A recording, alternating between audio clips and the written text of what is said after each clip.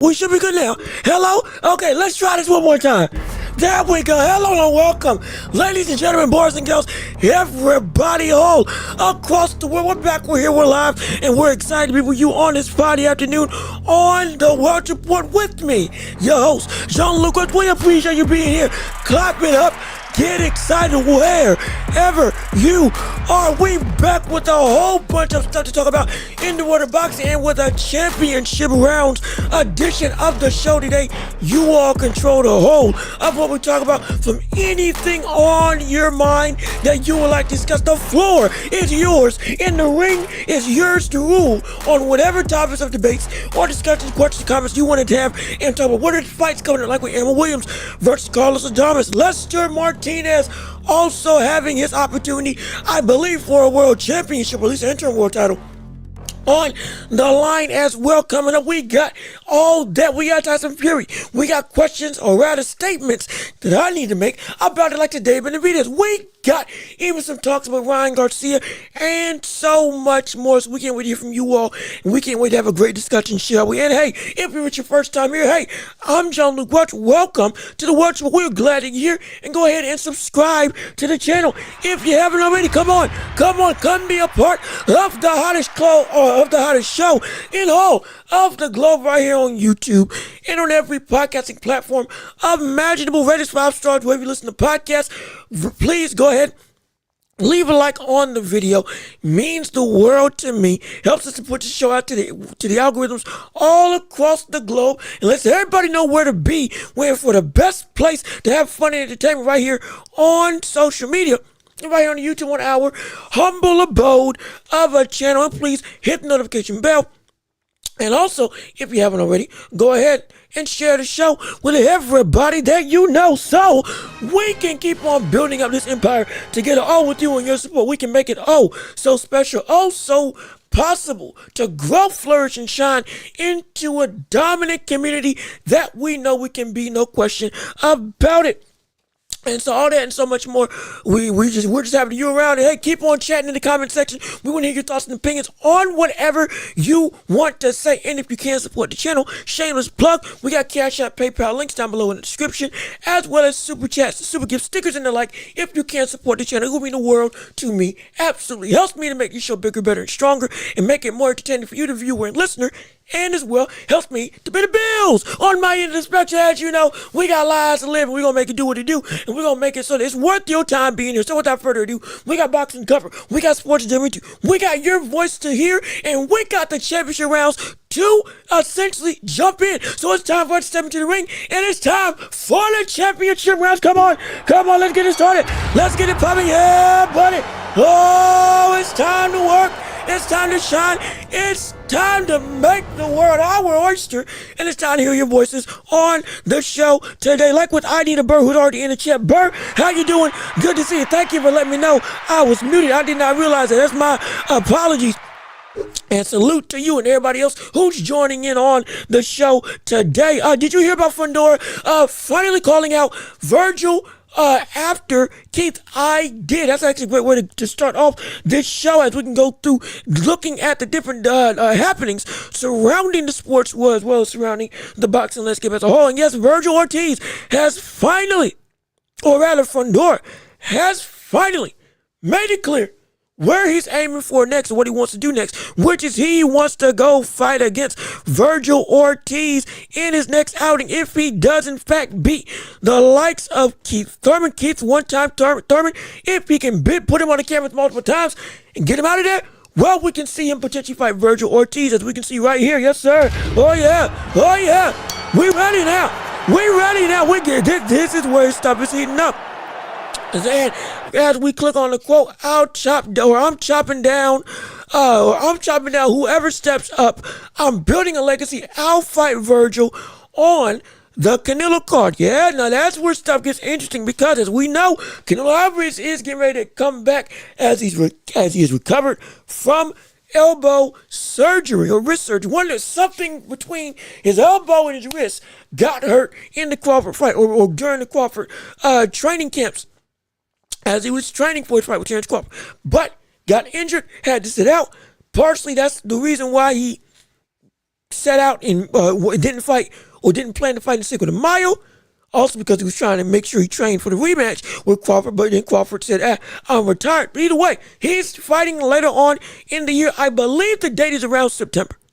I believe. I vaguely remember I heard the date was going to be around in September. Since that's the case, this would give Fundor plenty of time to fight Keith Thurman, plenty of time to recover, and time to get a negotiation on the table to make Ortiz potentially finally get a shot at the actual title. My goodness, can you believe it? We never thought we'd see the day.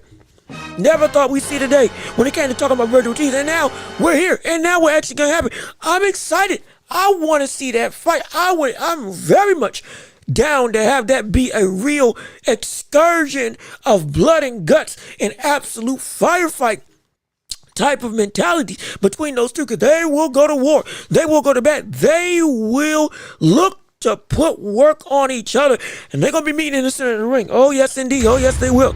It's going to be a straight-up face-to-face battle.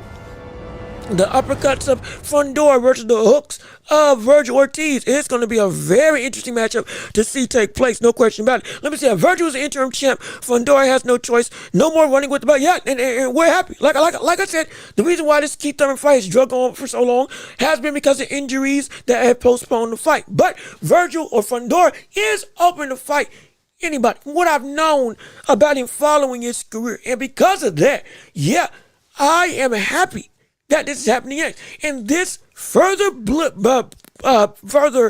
puts into place the blueprint scenario of the mega fight that we could see with the likes of Virgil Ortiz and Boots Ennis down the line. Is Ortiz gets his shot at Fundor. Fundor, if he loses, gives up his belt. Ortiz is the champion. Ortiz now takes reign as, okay, I'm the top dog up here in both name and in accolades. Boots goes and fights Josh Kelly or Xander Zayas, most likely Xander Zayas, as you saw what the top ranked president was saying that I played on Ariel Wani's show yesterday. He gets a belt. Next thing you know, once we see Ortiz out of his contract, now we can see them both clash together. And this is the fight with Fundor and Ortiz. This is a huge spectacle. If it takes place. And yeah, Virgil ain't got there's no point in either of them separating themselves from this type of confrontation. Because at this point in time, all roads lead to essentially war when it comes to everybody in this division, specifically Virgil Ortiz. Because now, when you fell out, when the debacle with negotiation for Boots Ennis failed, now the only way up is, the only step that you can take is up. And even Keith Thurman can be, if he does get the upset and beat Fundor, that can be a very stiff competition of fighting. It can. But Fundor, if you got to face that towering inferno of pain and suffering, that's the outright worst thing you could have. From the standpoint, not saying I don't think Virgil can beat him, but just naturally, yeah, that is going to be the demonstrative and dangerous fight. Oh, it's going to be dangerous. It's going to be so pivotal. Ortiz makes sure he handles business, the position he handles business early.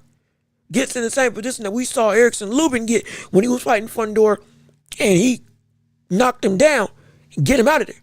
Don't let that bullet recover. Because my gosh, you'll come in like a house on fire. It'll be insane. But let me see. You think Kelly's holding on to the belt or running with the belt?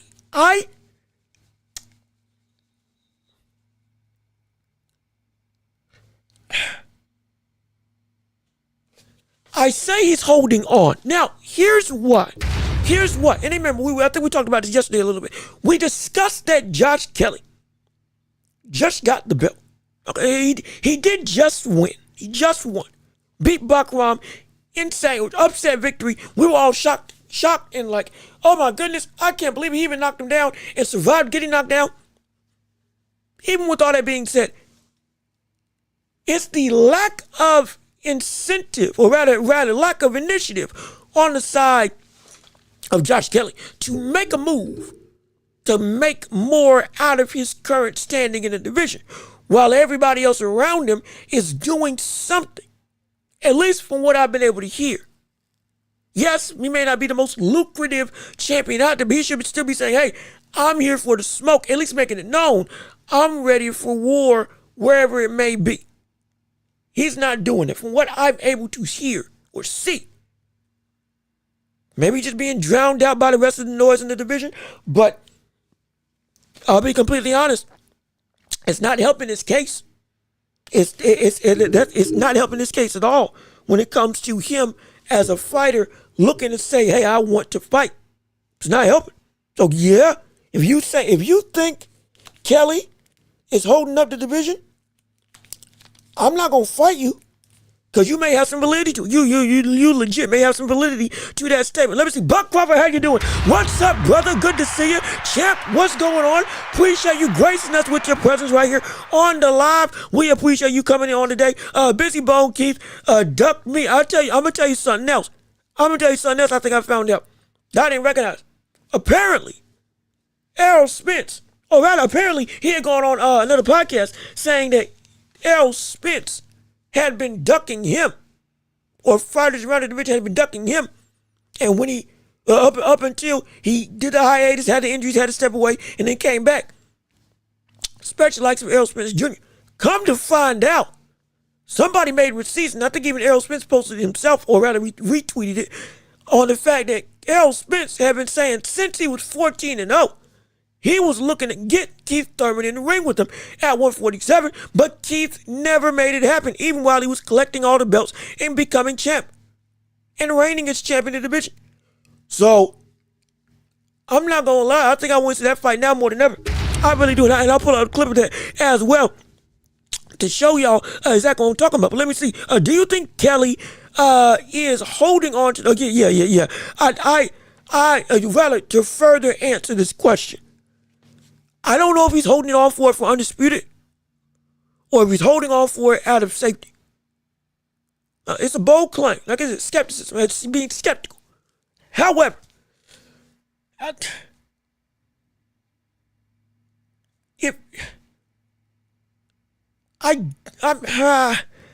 yeah, sure. He could be holding on to the belt in order to go through and say, Undisputed's on my horizon. Yeah, that absolutely could happen. But, and this might be a real issue, holding on up until you get the big fight may not even happen if you're Josh Kelly. And here's why I say that. Josh Kelly right now is of notoriety at this point in time. He's the most, quote unquote, and I say this respectfully, lackluster champion out there. By that, in terms of the hype, the appeal, the grandeur of him as champ. It's not disrespect. I'm just painting the picture of the landscape of 154 right now with all the other champions involved. Fondor, Ortiz, they fight, big deal, they get a belt. Then talking about with Boots gets the unified belt for Zayas, if it takes place. Even if Zayas fights and beats Boots somehow, boom, unified belt after that. Most likely, Josh Kelly will either need to fight for a championship before somebody gets every belt and he's the last man standing, or he might get skipped over, depending on who's in this position to fight Kelly as the last man in this infinity gauntlet of a division. And that's because if we see that Boots Ennis says, you know what, I've accomplished everything I felt I need to, after if he beats Zayas, if he beats Ortiz, if he becomes unified and lineal, even without the belt of Josh Kelly, he might say, you know, okay, there's nobody else that I'm really excited to challenge. Now I'm getting all geared up for 160. By that time, Janibek may be back. By that time, you still got, hey, Carlos Adames, champ. By that time, if Laura's still reigning, you got Laura. And then subsequently afterwards, you're sniffing closer to a big fight with the likes of 168 with Canelo and a couple others, where you've shown, hey, you can hold your own because you sparred with them. It looked like you did some good work against him. So it might be, again, speculation. strictly speculation. But we've seen this happen before, where somebody says, I don't need to get undisputed because there's other fish to fry. And I beat all the best around here. Okay, cool. It's time for me to go to the bigger championship opportunity. It's time for me to move up again. It's time for me to step up my competition. It's time for me to go and chase even more potential legacy. Because stars are there. Again, and mind you, I'm not saying that they should skip Josh Kelly. I'm saying if it is Boots that gets to the point that he's got to fight Kelly as the last hurrah, most likely he would fight him. But I'm not overlooking the fact that he made to say, I beat the best of the rest. I don't need that belt to solidify what I am. Now I can go up and I can challenge the best people and cut the line anytime I want to and still add the legacy that I'm looking for. I can get mega fights above my weight class. So I don't need Kelly. So if I'm Josh Kelly, I'm making noise to make me worthwhile. I'm being serious. That's the one thing about Josh Kelly that is sadly the crux of being in this division. Everybody else around you right now has a huge spotlight on him. It's a huge spotlight. And you beating Bakram elevated yourself absolutely. But then, again, just like with Bakram, what do we say? You got to make some noise of what you want to do. And don't go quiet while everybody else is making noise in this division about what's getting ready to happen. Because if you get drowned out and or you don't do yourself a service to make yourself known, help build your own cachet up, next thing you know, you can get passed by or overlooked or discredited or even worse, underappreciated. While you are one of the four kings in this division, from the standpoint of you have a belt to hold claim to the throne. We've seen it happen before.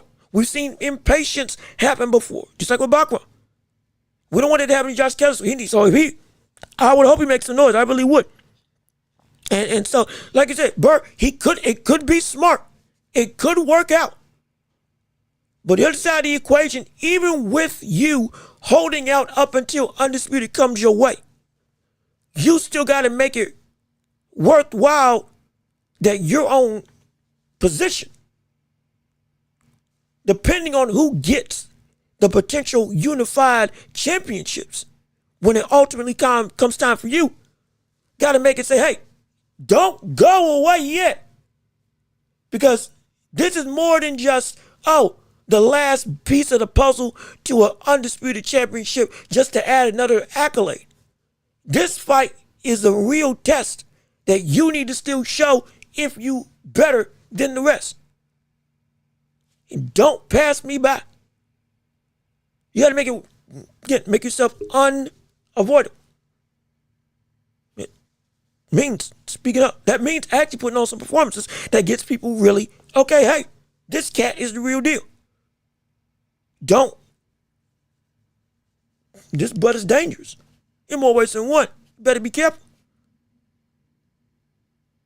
At least, again, in my opinion. Again, but they're just talking out loud in reference to the situation with Josh Kelly. Let's see, Virgil should fight Kelly so they can both unify. Now, I would love that. Be clear. I'd love that.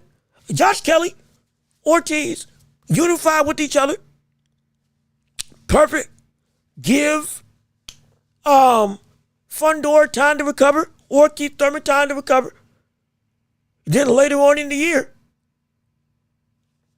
December, winner of Keith Thurman and Fundor, whenever Kelly versus Ortiz, they go and they fight each other. Makes all the sense in the world. I would think so. Josh Kelly still wants a big fight. That would be a huge payday. It could happen in his own backyard. It's a name that has a level of weight. You go, you win, all of a sudden you even get more respect. You lose, Ortiz becomes a champion. Now it becomes Fundor versus Ortiz potentially for their titles. And again, further implementing the road to Ortiz versus Boots as a hypothetical. I would love to see that track, but we have to wait and see, because as we know, we have seen fights like this fall through. fall through. Oh, excuse me, I'm sorry. I'm talking about Boots and Virgil. My apologies. My apologies. Sorry. Read too quickly. My apologies. But yeah, I see it. But I'm with you. Virgil Ortiz fighting Josh Kelly would be a phenomenal fight from the standpoint of getting him the belt, getting him a championship. I think he would handle him in a better way, especially what we saw with Bacron. I think he could knock out Josh Kelly. Also be able to mitigate that movement a lot better than Bacron. Because he's a better boxer than Bacron. With some of the best power in the division, like Bacron. I would say that's a fight that would be a no-brainer. If you can't get the Boots fight, and while you're waiting on Ortiz and Fundora, get yourself a championship. Do some of the work in between. Just set yourself up again to have some power. And it would also spice the division even more. At least in my opinion. I think it would. And it would be very exciting to say at least. But even still, we still got more to talk about. We still want to hear your voice in conversation. It's still the championship rounds on our show. I got my coffee with me and I'm ready to get hyped up and talk about everything under the sun involving the world of boxing and beyond for your viewing and listening pleasure. But as we just discussed, Virgil is down to fight Ortiz or down to fight Fundora. Fundora calling out Virgil, said I'll chop him down next. So we got ourselves potentially a big fight in the making afterwards that we're very excited to witness and see, and I can't wait for it. Also, we got a fight coming up that we actually need to discuss. I'm not going to lie. And that's Carlos Adames versus Ammo Williams. And we got to see them stare down with each other over the course of, I think, yesterday. And they're doing the weigh-in right now. Actually, and if you didn't get to see the stare down, Ammo Williams is on track to face off against what is a very, and I do mean very dangerous fighter in the likes of Carlos Adames. Right here on the screen, I'm just trying to make sure y'all can see. Okay, yeah, so y'all can see it. And this was them staring down each other. And I'm telling you this, there's a lot of excitement. That's what we need to see against in this fight. They're talking and they jawing. Big edge for Carlos Adames. They have one shared opponent, and that is Hamza Shiraz. You mentioned Ammo Williams knocked out by Hamza Shiraz in 2024. Carlos Adames. And like we got to see, or rather, like if you're watching now, also on YouTube, they're doing I believe they're doing the live weigh-in for the fight. Now they should both make weight, I believe, as I'm trying to track it right now. But regardless of which, this fight,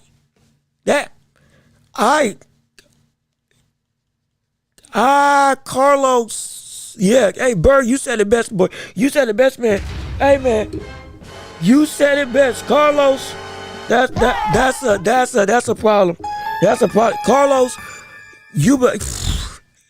Ammo Williams he's about to get beat. I'm just saying as plainly as I know. He about to get beat. He's better. Ammo Williams again. Great heart, phenomenal. He puts in work. Great effort. Absolutely, really good fighter. Carlos Adames about to put him. He about to put him to sleep. He about to hurt him.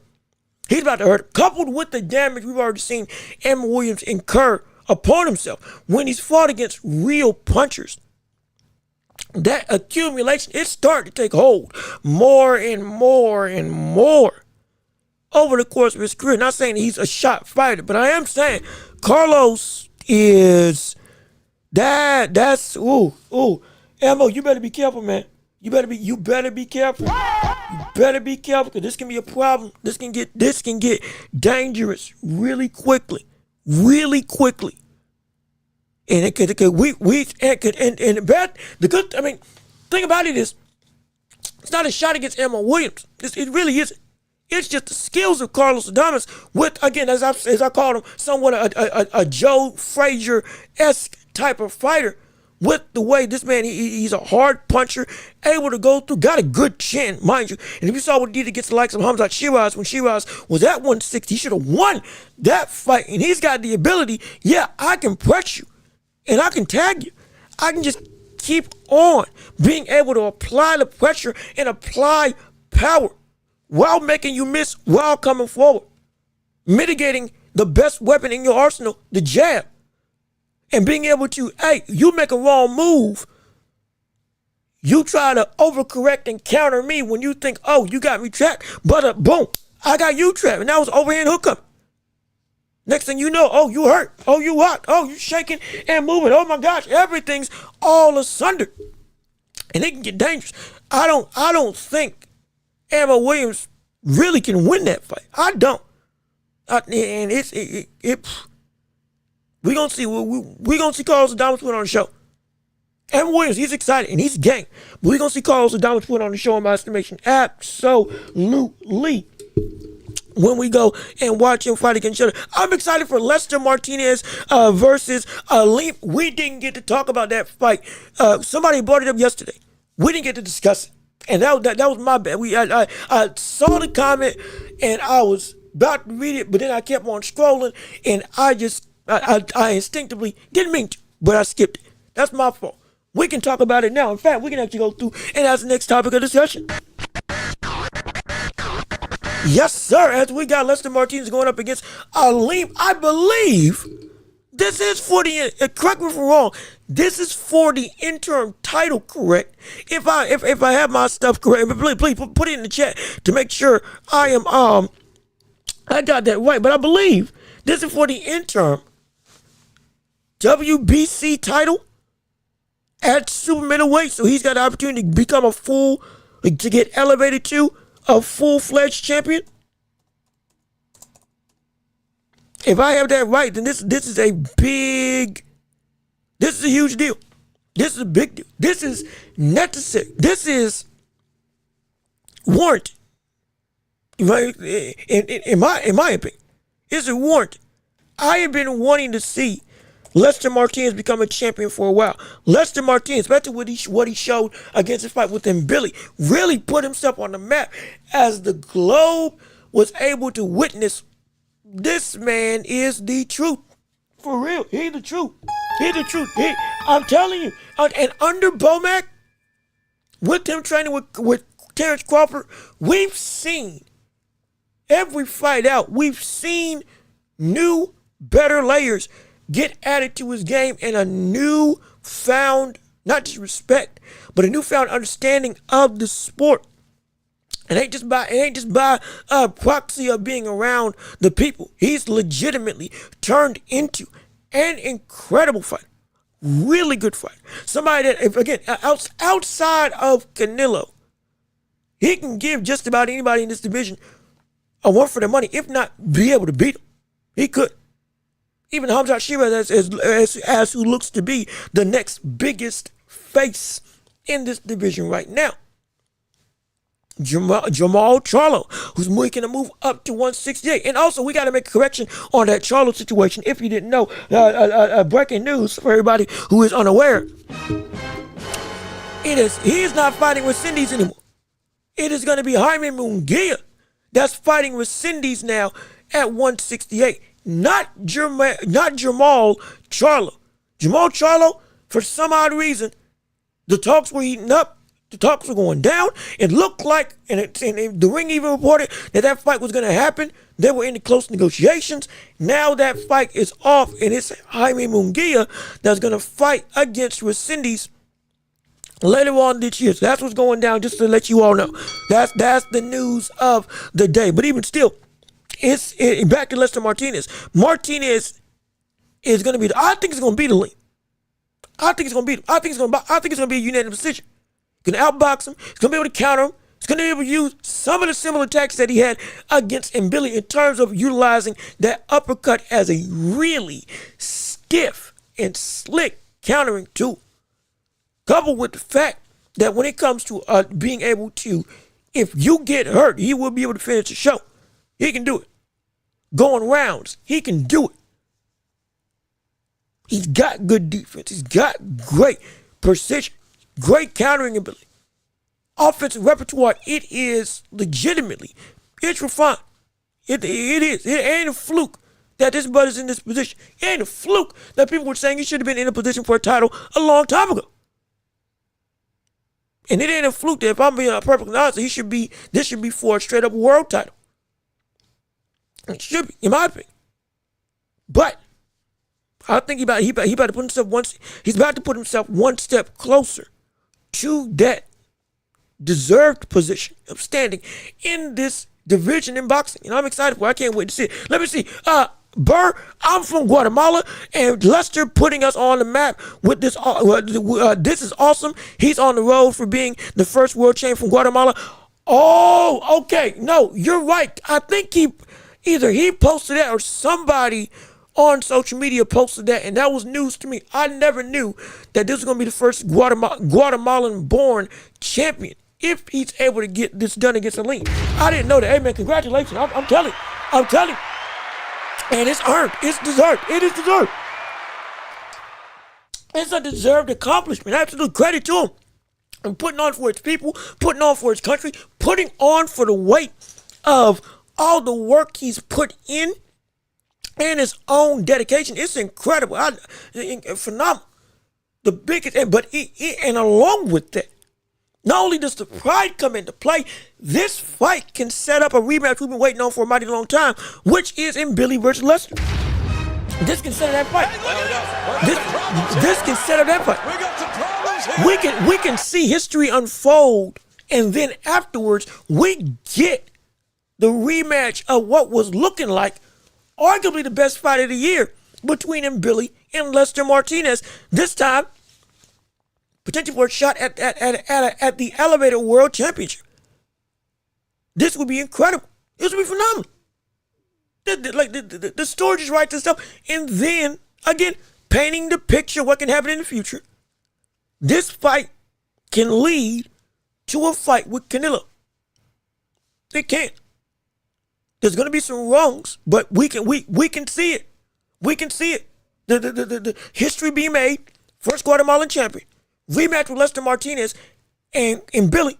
And if Lester can win that, based on the adjustments that we see that he almost won with when they had a draw, which again was an incredibly close fight. He gets his revenge and he wins that fight. I mean, the next step up logically is either Khamzat Shiraz or Canelo. If I'm being completely honest, with the way that we've seen Canelo move over the past couple years, I wouldn't be surprised if we get Lester Martinez before Khamzat Shiraz. Because here's the thing, and I'm not trying to make this a Canelo show. And hey, Burr, you right, and we need that fight. We do. We need that fight. We need that fight. Lester versus Billy. We need that. We need that. We need that more. I need that today. I need that. I'm not going to lie. I'm not going to lie. I would love that fight on the undercard of the fight with Canelo. Imagine that as the co-main event. Imagine that as the co-main event. I think that was the co-main event for what was that the co-main event for? Was that the co-main event for Canelo versus Crawford? Was it? Let me look up that real quick. Was that the co-main event for Canelo versus Crawford, or was that? Because if that's the case, I'm not gonna lie, run it back. Run that back run that back on another Canelo card. Okay, yeah, it was. Okay, it was. It writes itself. It kind of writes itself. I said, look it up real quick, but yeah, I'm right. Putting Billy and Martinez back on their rematch. If we see Martinez beat Aleem this weekend, I believe it's this weekend, have them fight in September against each other, and that perfectly sets up a fight where if Canelo wins his next fight, as you're still looking to bring the division back together and get another undisputed champion, hopefully, the picture paints itself. It kind of paints it. And again, going back to how we've seen Canelo move over the past couple years, would he want to fight with the likes of Shiraz as his first fight back? Probably not. Or rather, as one, not first fight back, but as one of the big dogs in this division? Probably not. if he can afford it, because he's built similar to the likes of Benavidez. And if he thinks that Benavidez is too big, probably gonna think the same with Shiraz. So, Lester, you go through those two things, we can have ourselves a phenomenal war between y'all two. It would be. And that would be a harder fight than in Billy for Canelo. Lester Martinez would be a harder fight for Billy, or Lester Martinez would be a harder fight for Canelo than Christian and Billy. Because in Billy is exactly what Canelo wants to fight against in an opponent. Martinez, that's the brother who, he's not Terrence Crawford, but he brings some of the tools that Crawford was able to use that can frustrate Canelo. That's a harder fight. And Billy's a war. But the test of skill, that's against Lester on a technical perspective. But both of them are great fighters nonetheless. Either way, I can't wait to see. Lester wanted to fight, but then Billy wanted no smoke. Yeah, man, look, they run it back. They need to run it back regardless. I don't care if you wanted smoke or not. You need to run that back because you have things to answer for. We got to see who indeed is the best between both of y'all. We got to see it. We have to. Let me keep on reading what you all have to say on today. Moon Man, what's going on? How you doing? Good to see you. Thank you for tuning into the show with us on today. Hopefully you're leaving a like on the stream. Hopefully you're sharing the show. Hopefully you're having a great time. And hopefully you keep on subscribing to the channel. If you haven't already, welcome on board on the road of building an empire in this community. We're glad that you're here. And we can't wait to see what you have to say on this championship rounds edition of the World Report that we do every Friday afternoon. You all control the whole direction of this show with your questions, comments, concerns, debates, and so much more. We want to hear from you. Absolutely no question about it. Oh, and if you want to give to the channel, hey, Cash App, PayPal, links down below. Super chat and super gifts if you want to support the channel. Would mean the world to me. Absolutely, we appreciate it. Nonetheless, just you sticking around. But let me see what you got to say, Moon Man. At this point, Canelo's just fighting for money. I don't think he could compete like he used to. Now that's a great question. That's a great question. That's a great question. That's a great segue, actually. Well, I'm not gonna lie, we can transition over. Since we're talking about 168 right now, let's have a real conversation about Canelo. Let's have it. Let's talk about it. Because we need to talk about it. Canelo as a fighter. We can't underestimate the fact that he's not the same guy. Okay, we have to say it for what he is. Canelo is not the same fighter that he used to be at 154 at the early days of, or at 160, and the early days of 168 when he was fighting Gennady Golovkin twice in a row, but 3 times ultimately. But you get what I'm saying. It's not the same Canelo that fought against Billy Joe Saunders. It's not the same Canelo that fought against Caleb Plant, which is what I feel. The last great version of Canelo in its complete totality. The closer, again, the fight with Terrence Crawford, he fought in a way that I hadn't seen him fight before in a long time.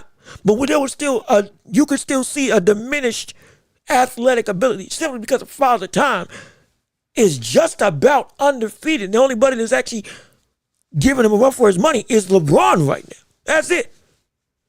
And maybe Manny Pacquiao because of the fact that he came back and had a draw with Mario Barnes. But even still, he's not the same. But could he compete? I still say yes. I still think he can compete. I still think he can compete.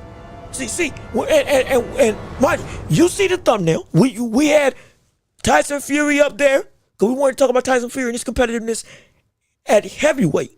But it breeds all around the same conversation. It's not about where his body can be. It's about what he can do with his body now. Is Canelo able to be successful today with the current standing of where his physical capabilities are? If he has to operate within that more limited sect of essentially athletic prowess. We know he's a phenomenal thinker, phenomenal boxer, incredibly skilled, pound for pound for most of his entire career. Was pound for pound number 1 at one point in time. Ruled over this division. Let's not forget that even up until after the Canelo loss to Crawford, we were all saying, myself included, or rather, I wouldn't even say we, I would say me. I was saying, even after the loss of Terrence Crawford, and when Crawford announced his retirement, hey, Canelo's still the man to beat at this division, even though he is not the same Canelo, which we have all recognized. Doesn't diminish Crawford's win. It doesn't diminish what Canelo has done, but it's just the precedent. But even with that diminished skill set, it's hard for me to see anybody beating Canelo objectively. But it's easier for me to see people, okay, he's got a way better chance than he used to would have had if he had fought him earlier. Now, the likes of Lester Martinez, the likes of Christian and Billy, the likes of Hamzat Shiraz, even the likes of Jamal Charlo. Though it is still a lofty goal because he ain't never beaten Canelo, in my opinion. But what the chances were previously versus now, it's at least slightly better. Strictly because of, again, the diminished skill set. But it's still a wide margin against most of the table at 168. I think we can agree on it. I think. Now, again, if you feel differently, please put it in the chat. Come on, I want to hear your thoughts. Because I think that Canelo still is able to become champ. He's still able to be. He's still. We could see this man still become undisputed again. We could. His style still translates to being effective. What he's been able to do, again, it has been still phenomenal. We also got to understand, and I'm not trying to beat a dead horse with the same type of conversation, but everybody is not Terrence Crawford. That's one of the bigger problems. Crawford beating Canelo doesn't then equate to the rest of the division being able to do that same thing against the same brother. Mind you, Larry Holmes was 40-something when he fought against the likes of Tyson and got knocked out, yet he was still a big threat to the rest of the heavyweight era at that point in time. And even if you weren't Tyson, or if you weren't Tyson, guess what? You most likely losing to an old Larry Holmes. Mind you, I believe he beat Ray Mercer after that loss. And if you know boxing history, Ray Mercer was a dog, was an insane dog, and he beat him. I think he actually made him look like a fool. But like, it's hard for me to say that, yeah, Canelo ain't gonna be able to compete. He's still gonna thrive. It's just the people that do have the skills, or the people that had a style that would give him trouble. They are now a lot more dangerous than what used to be the case when going up against Canelo, because of where Canelo is now. But he still, in my opinion, should be seen as at the top of this regime. He should. Up here. Way up here. Way up here. But everybody else has also been able to eke up now because of the diminished physical ability. At least in my estimation. Canelo and Lester fight exactly the same. In some degree, Lester moves his head a lot more. Or at least he moves his head more than what Canelo used to. Or rather, well, let me rephrase that actually. Lester does a lot more pre-slips, already posturing himself away. Canelo, it's a lot of last-second dodges, head turns to go and take Sting off the punch to make it slide directly by while still being right here. And then moving forward, high guard, looking to catch everything, and then land one big blow. Lester will throw a lot more in volume. A little bit more combinations thrown his way. Canelo, it's still, even with Terrence Crawford, it was still one boom. That's what it was, to a big degree. And so I think they're different.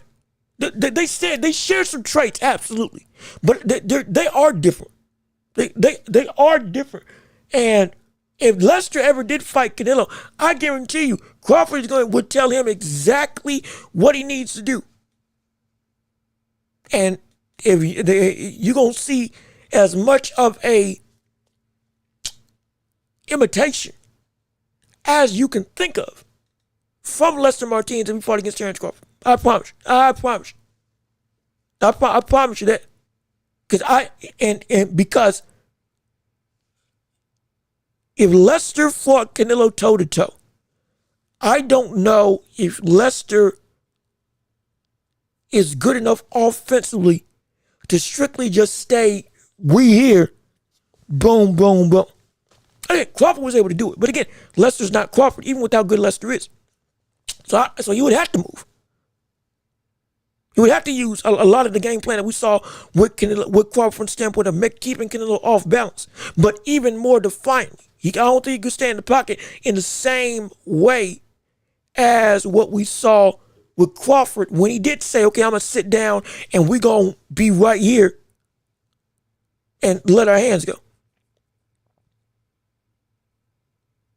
But again, he has a better likelihood of beating him than what used to be. Because of Canelo, he's become more attainable. At least from what we've been able to see. Let me see. I can see Lester beating Canelo because of Bud, he can beat him. Can. Likely, we still don't know. But he can. He absolutely can. But let me see. The thing is, the fight with him, Billy, isn't the way he usually fights. It's because hold on. Hold on a minute. Oh, shoot. Hold on a second. Let me take something to drink. Let me get something to drink. Hold on. I had a waffle and some chocolate chips before I came on stream. And apparently, one got stuck. Oh gosh! Almost took me out of there. But even still, let me keep on reading. Thing is with the fight with Billy isn't the way he usually fights. It's because of the pressure that Billy comes with. And Lester has no choice. Lester boxing IQ is on point. I don't deny that. The issue is the same type of pressure is going to come from Canelo. If anything, though it may not be as reckless. When I say reckless, it may not look as intense as in Billy, because of, again, in Billy is more of a hulking figure. He's really demonstrative in the presentation. Okay, yeah, I'm coming in. We coming to work. Oh, come on, we coming to blow, and we're going to really show our power. Canelo, the pressure. He does the similar thing. Or he's a pressure fighter like in Billy, but he's better because he's coming forward and he's good enough. He's very good defensively and is incredibly smart as well. So you just being able to, okay, boom, if I did it to Lester, I can do it to him. It's not going to be the case because unlike with in Billy, Canelo, even coming forward, ain't going to be available to be hit in the same way. He ain't. And the pressure is still going to be applied. So we could get into a situation where Lester still gets pushed into that type of fight with Canelo. But it's against somebody who is way better at being able to stay clean inside of the pocket while still picking his shots and landing thudding power. But you can't get away from him. Again, Crawford did it, absolutely. Lester has the blueprint to do it. But then, even still, Lester also still had the legs to get away from him, Billy. But he couldn't get away from the pressure. Lester had the footwork, the same footwork we're saying now, that he can use against Canelo. And to mimic what we saw with Terrence Crawford. He had that same level of footwork, or at least that same ability, going up against Lester Martinez. The IQ, all the intangibles that we know Lester Martinez has, that we were all like, oh my gosh, it's incredible. Which it is. But he had all that against Billy, but he still got forced into a fight. Okay, I just got to dig deep. And Caleb Plant ran into the same thing. I can move, I can jab, I can box, I can be able to make Canelo uncomfortable. And he did. He won the first, 5 rounds of the fight. 6 rounds of the fight, actually. Before Canelo was able to eventually wear down that pressure. a wear down Plant with this pressure. The body attack started to take effect. He got through the defense of Plant, and Plant still couldn't definitively break through to stop Canelo from feeling like, okay, I'm still comfortable to still apply all this drive, and he got put out. Now, I'm not saying it's going to happen to Lester. I'm simply saying we've seen people with the ability to mimic the blueprint of Crawford fall because they couldn't stonewall or have enough of getting Canelo's respect. That's also what it boils down to in some degree. The best way to beat Canelo is to get his respect. You got to land something or do something that makes him look at you where, okay, hey, this pressure and being able just to move in, which he can do, it's going to take some more than that. If Lester can do that, he got himself a good shot at winning. But again, if that fight happens, I would love to see it. I would love to see that fight. Let me see. We're just going to have to see who does better against Tim Billy since Canelo is fighting him in September. Yeah, we're going to see. We're going to see. We're going to see. We're going to find out. We are going to find out. We're going to find out. Now, that's going to be a very exciting fight. That's going to be a very exciting fight. Very exciting fight. And with that, like I said, I think Canelo should be able to handle Mbili due to Mbili walking forward is exactly what Canelo wants to do. Again, it's like Berlanga or it's like John Ryder. Anybody who was a flat-footed fighter from the perspective of my main game plan is aggression. Plotting aggression. I don't say plotting in negative light. I say plotting from the stance of I'm not using lateral stuff. I'm going, we meeting you head on. Well, if it gets to that point, yeah, Canelo more than happy to oblige because your over aggressiveness allows for him to more comfortably have the chance to really, okay, wait, bide my time, block, slip, block, wait, boom. Big shot downstairs. Then do it again. Boom, boom. Big shot downstairs. Break you down to the body as the rounds go on.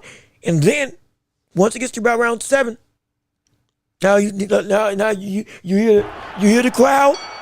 You see him hyping up. Come on, waving his hands in the air. Because all of a sudden he knows he got you. Because now you're starting to break your hold. And I'm telling you, it's hard to break Canelo. It's hard to break Canelo. It's hard. It's hard. And so I can't wait for that fight. I really can't. It's going to be exciting. It's going to be very exciting. But even still, hold on. Before we continue, we still got more stuff to cover in the world of boxing because while we still got main topics and questions, and we want to still hear your thoughts and responses, we got our own agendas of stuff that we need to talk about as well. Like with the opportunity to discuss David Benavidez. Well, actually, hold on. Before we discuss Benavidez, before we do that, we actually should continue with the conversation about old guards in the world of boxing. And that's Tyson Fury. Going with the theme of can X fighter be competitive again? We asked if Canelo can compete. And we got to go with what we had in the thumbnail. We got to ask if Terrence Crawford can do the same thing. And how much of a step has Terrence Crawford lost, or has Tyson Fury, lost? And is it too drastic to become champion again? Mind you, yes, Usyk's the main guy. Usyk is unified, looking to become undisputed again, absolutely, sure. On the road to getting back to that immediate title and opportunity. Tyson Fury's fighting Makhmudov first. Most likely, then he's going to be fighting Anthony Joshua second. And then, if it's not Usyk third, potentially it would be Ajay Caballero, Fabio Wardley, Daniel Dubois, Justice Hooney, Joseph Parker, any of those sector names. amongst the top in the division right now.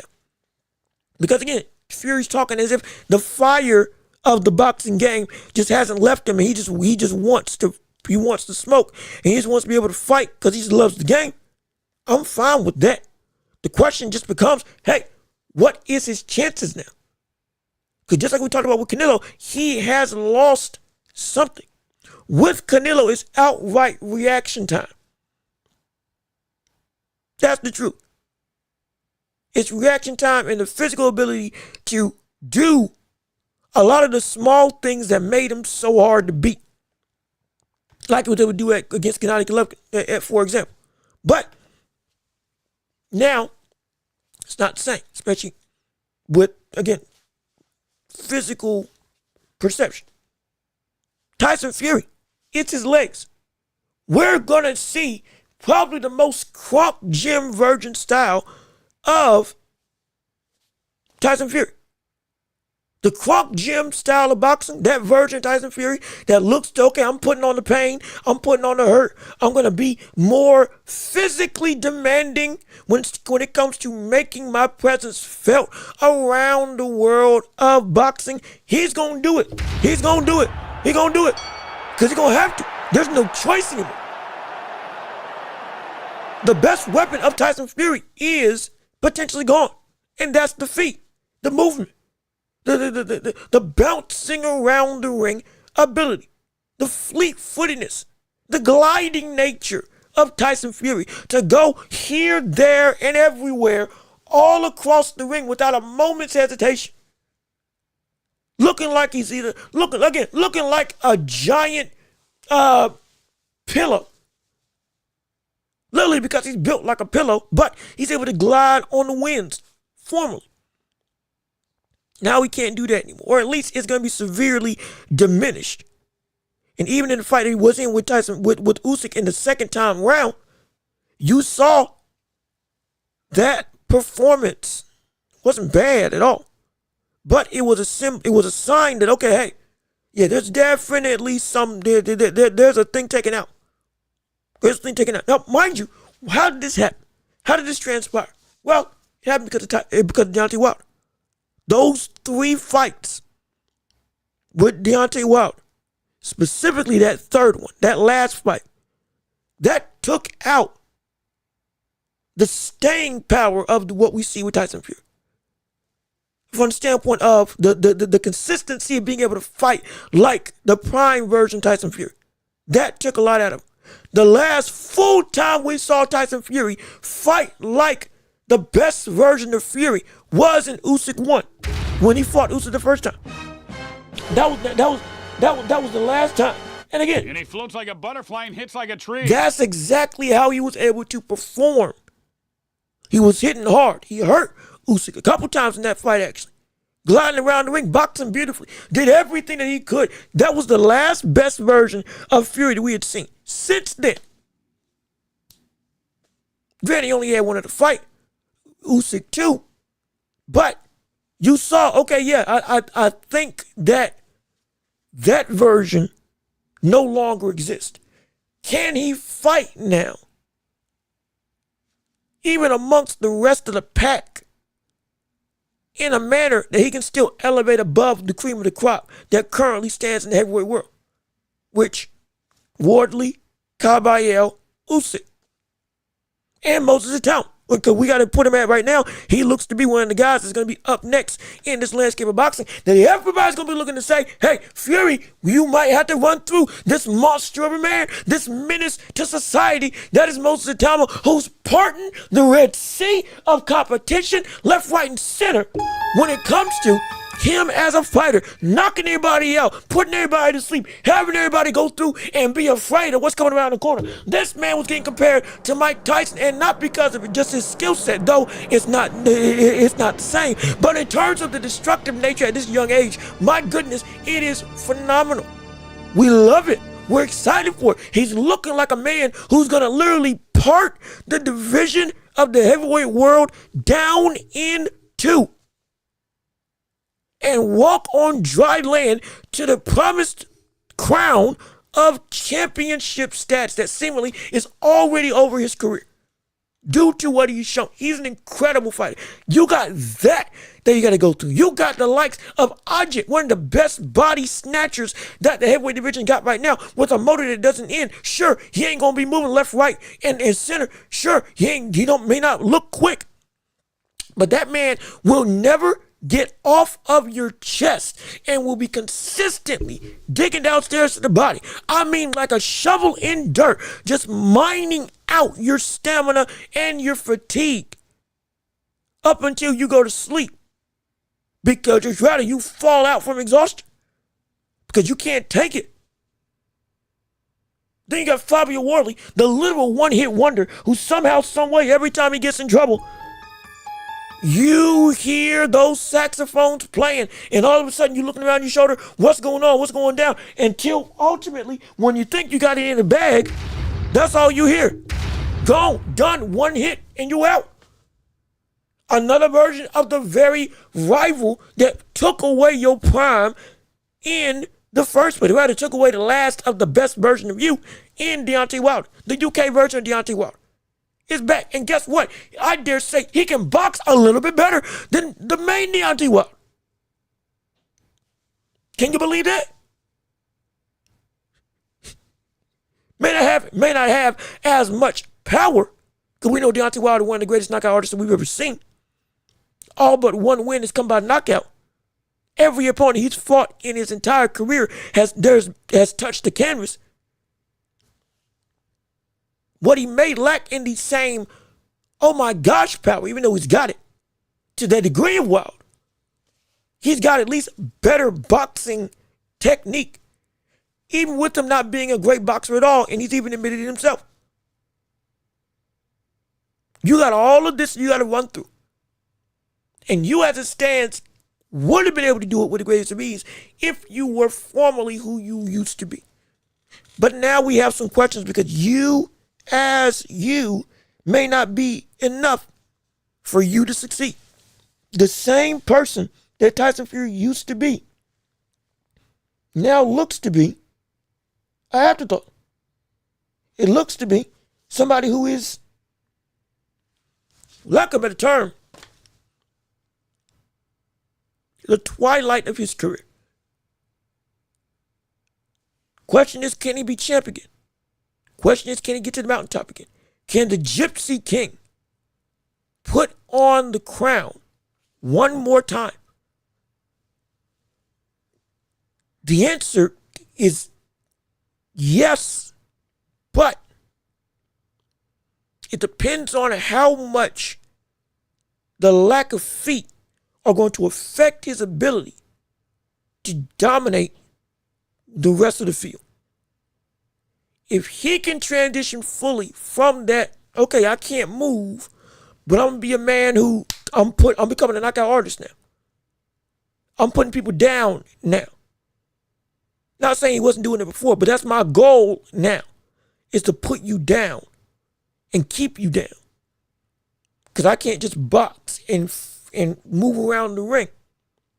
If he adapts that fully, yeah, he can beat the majority. He's in more danger, but he can beat the majority. He's got enough heart to stand up, and he's still got enough IQ that I would say, as a boxer, even without his best weapon, you could argue he still is the second best in the land outside of Usyk. If you can name somebody that you think they can beat Tyson Fury, if they fought him now, off of the understood level of skill that we've seen both of them at, most people are still picking Tyson Fury, and I completely understand. Completely understand. But with a new day comes a new environment. And every year he's been out the game has been a year that we've seen others improve drastically. The setting of the heavyweight division is reset a little bit, a lot actually at the very top. A lot. And it can be a danger. And I'll say this. Between Canelo and Tyson Fury, even though, no, I can't even say that. let me rephrase. Between Canelo and Tyson Fury as to who can still be competitive, I have more trust in Canelo slightly. Because the ability to adapt to that new body of Tyson Fury, though he can do it, a big part of that success was I'm untouchable. And like we said, he's got a heart, he can get up, he's got a chin. But now against this division where now, because of that lack of movement, you will be in tangible touching space of some of the most dangerous punches out here now, where formerly you could get away with the greatest of ease. You don't want to test that heart too much. Just a food for thought. It could get dangerous. It could. Again, could. Not saying it will, but it could. But I think he can become champion. But I think it's going to be a little more difficult between him and his competition versus Canelo in his competition. Because of how I see Fury being able to adapt to his new environment of body may not be as successful. May not. Just may not. But like I said, time will tell, and we will see on what's going to happen as we keep on anticipating the fight with Makhmudov. That's going to transpire on Netflix later on in the year. I think in about 2 months' time. Actually, we're excited for it. We can't wait to see it. But also, we still want to hear your thoughts and opinions. It is still the championship rounds. It's still the hottest show in all the globe. Me, the Welch Report, with your host, Jean-Luc Welch. We'll still want to hear from you on your thoughts and opinions, reactions, and all things boxing or just sports in general that you want to have that we can delve into today. Whether it's debates, conversations, topics, whether it's Ryan Garcia, whether it's Keyshawn Davis. Shoot, we about to transition over into talking about David Benavidez real quick to make sure that we can discuss him and his road to cruiserweight stardom. Not just how great can he be, but also, this is going to be the best that we've seen Benavidez be in his entire career. We're going to talk about that and so much more right here on the show. Give me 1 second real quick, though. Let me make sure everything is still on the up and up on my stream. Got to do quick maintenance just to make sure we A-okay.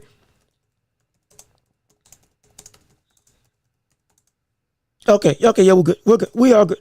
We are A-okay. Okay, we got that done. And we got this stuff posted. Can we kill two birds with one stone? Just making sure everything's all good on our end of the spectrum. But even still, we want to hear from you. We still want to have your thoughts and opinions on everything. So let's see what you got to say on the day. Frankie Z, what's going on with you? How you doing? Good to see you. Thank you for showing up and showing out on the show with us today. Keep on sharing the show. Keep on liking the stream. If you want to support the channel, like we said, Cash App, PayPal, links down below in the description.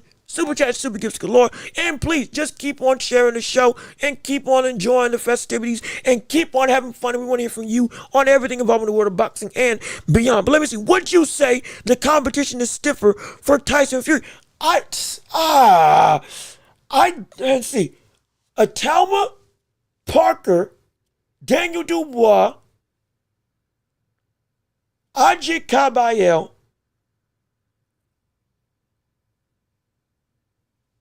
Fabio Wharton, Anthony Joshua. That's six. Now, if you're talking about comparing it to Canelo, it might be. Canelo got Mbili, Martinez, Hamzat Shiraz, Charlo got up in the division, but we don't know exactly how good Charlo's going to be at 168 right now. Crawford's out of the division, so the biggest thing about the biggest threat that would have beat him again is gone. You might be.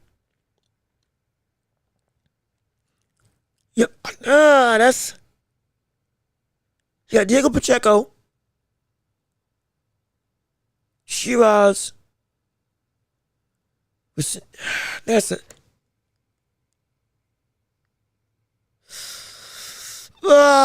a tough one. Because then you also got Iglesias that we have not brought up, though I feel like people should be bringing up a lot more as a real potential threat to the world of the run at 168. I think right now the name value lies more at heavyweight, then at 168 with, again, Wardley, Cabello, Parker, Atama. That 4 per se. With Anthony Joshua also, though he's not in the top 10, within that mix of conversation. Yeah, you got F.A. Jogba. Yeah, you got Philip Hergovich. Yeah, you got Martin Bacoli, but none of those we feel are going to really be damaging in terms of competitive going up against the likes of Tyson Fury. But that 4 that is competitive, I think it builds more interest because the perceived drop of Fury might be bigger in a lot of people's eyes than what we see with Canelo when compared to the rest of the competition. So that's a good question. That's a good question. I would say yeah. It's at that very top. It might be stiffer on average. Though Canelo, it's still incredibly stiff. And again, you got 2 people that had a great war with each other getting ready to fight, or that fought each other in a position to fight you back to back potentially. But I think I'm more confident in Canelo's ability to beat his sect of division than I am right now when Tyson Fury going up against the top 4 to 5 that I just named. I think that's the best way to put it, at least for me. Let me see. What's your take on the hype? Oh, yeah. Hey, you brought it up. Yes, sir. Let me put it right there. Yeah, you brought it up. We won a game in the tournament. Yes, indeed. If you didn't know, we dominated. I can wear this shirt with pride now. Yeah, High Point University done did it. We became champs. We became the best in the game. We upset the likes of Wisconsin. And we had a heater in Johnson, number 99. And again, 15 straight wins. We are dogs, brother. Put us in the ACC right now. Let us go and dominate. Like I said, we talk about everything. We're talking about everything in the world of sports. We talk boxing and all. And look, I can rep my college. I can rep my sect. I couldn't do this before because we sucked. We don't suck no more, brother. We got out. We talking our coach, Finley. I think his name is saying that y'all doubted us, y'all ducked us. We've been ducked by the rest of the world. We've been ducked by the rest of the competition. UNC got bounced before we did. We take it over in this domain of college basketball. You doggone right, baby. Oh yeah, you better look out, son. We coming through, and we about to decimate all of y'all. Yes, sir. I'm sorry. I never get to celebrate March Madness for my team. I root for, again, High Point, and I root for UNC because I'm a big UNC fan. So imagine my dismay. In the same day, I am ecstatic. We won our first tournament game, NCAA tournament game in school history. I go from that to absolute dejection because UNC loses. And I'm like, oh no, oh gosh. And Duke won? Duke still made it through. Thinking Carlos Boozer's son still got through to the next round when they should have lost to Siena. They injured their best player. I was hot, man. I tell you, the Grayson Allen curse still lingers with Duke because they still hurting folks left, right, and center. I can't stand it, and I can't even say that UNC is there to get a matchup with them. I despise this. Oh, but I also love it because, again, we won. So I don't know how to feel. I'm being completely honest.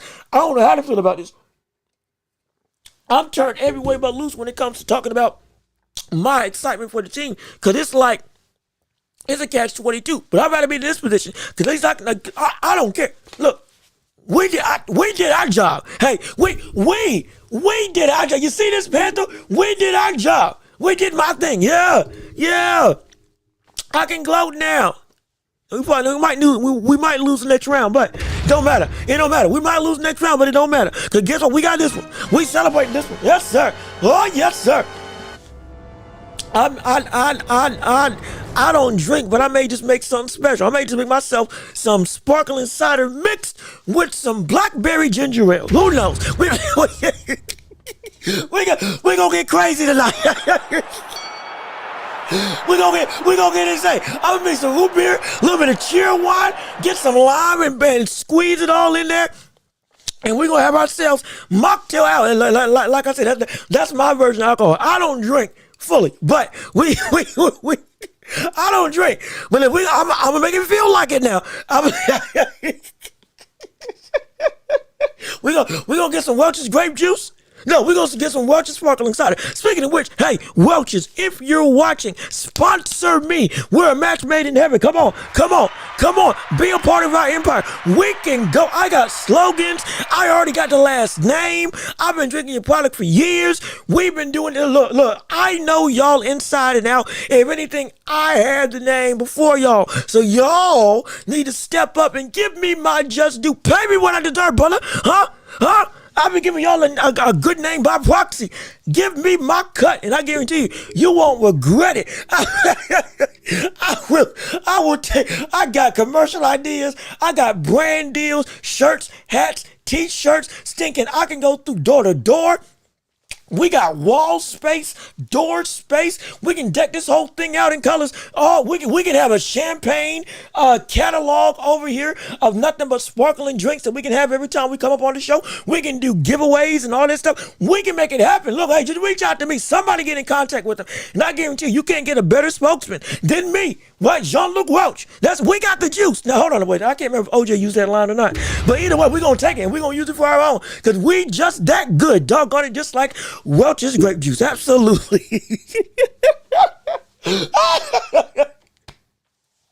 Oh, shoot. Oh, man. I'm selling out already. See? Look at what just the notion of money. Look at what it's doing to me. Making me act a fool. It's a shame.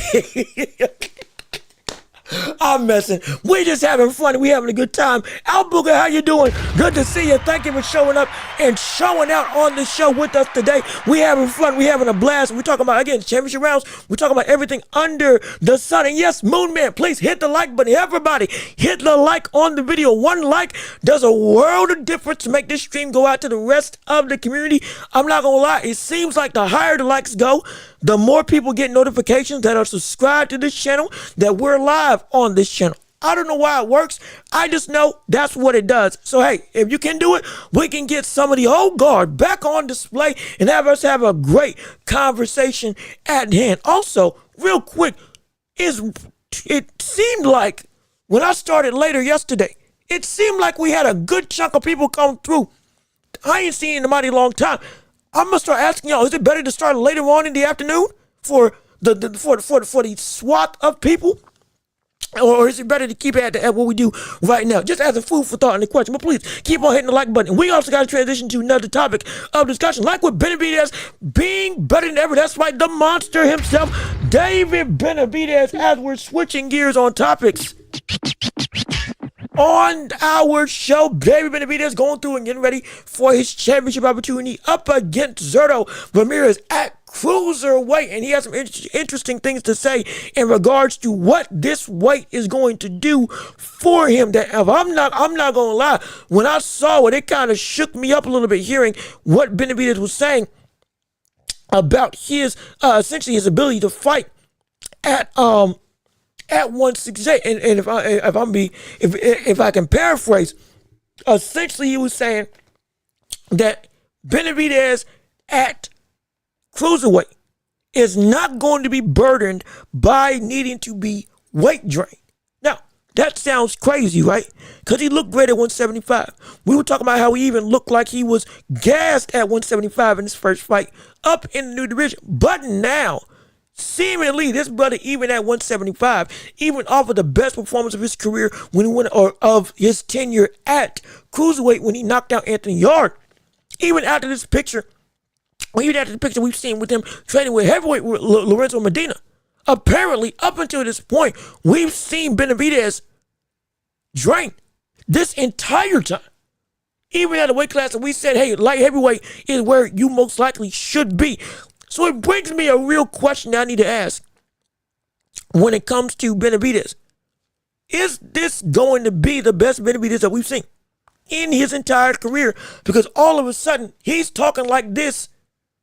I don't think I've heard him talk like this before, where the weights of strain are completely off of him now.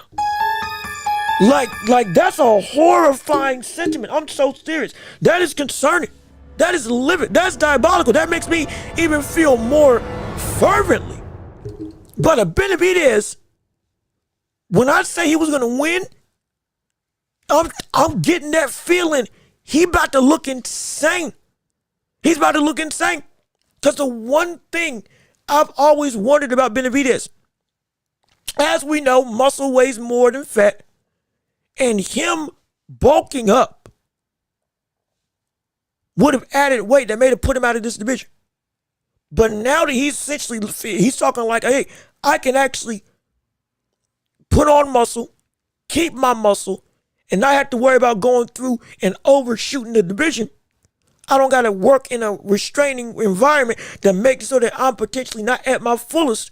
Now, this could be the first time that we see Dave Benavidez unlocked without any restraint at all.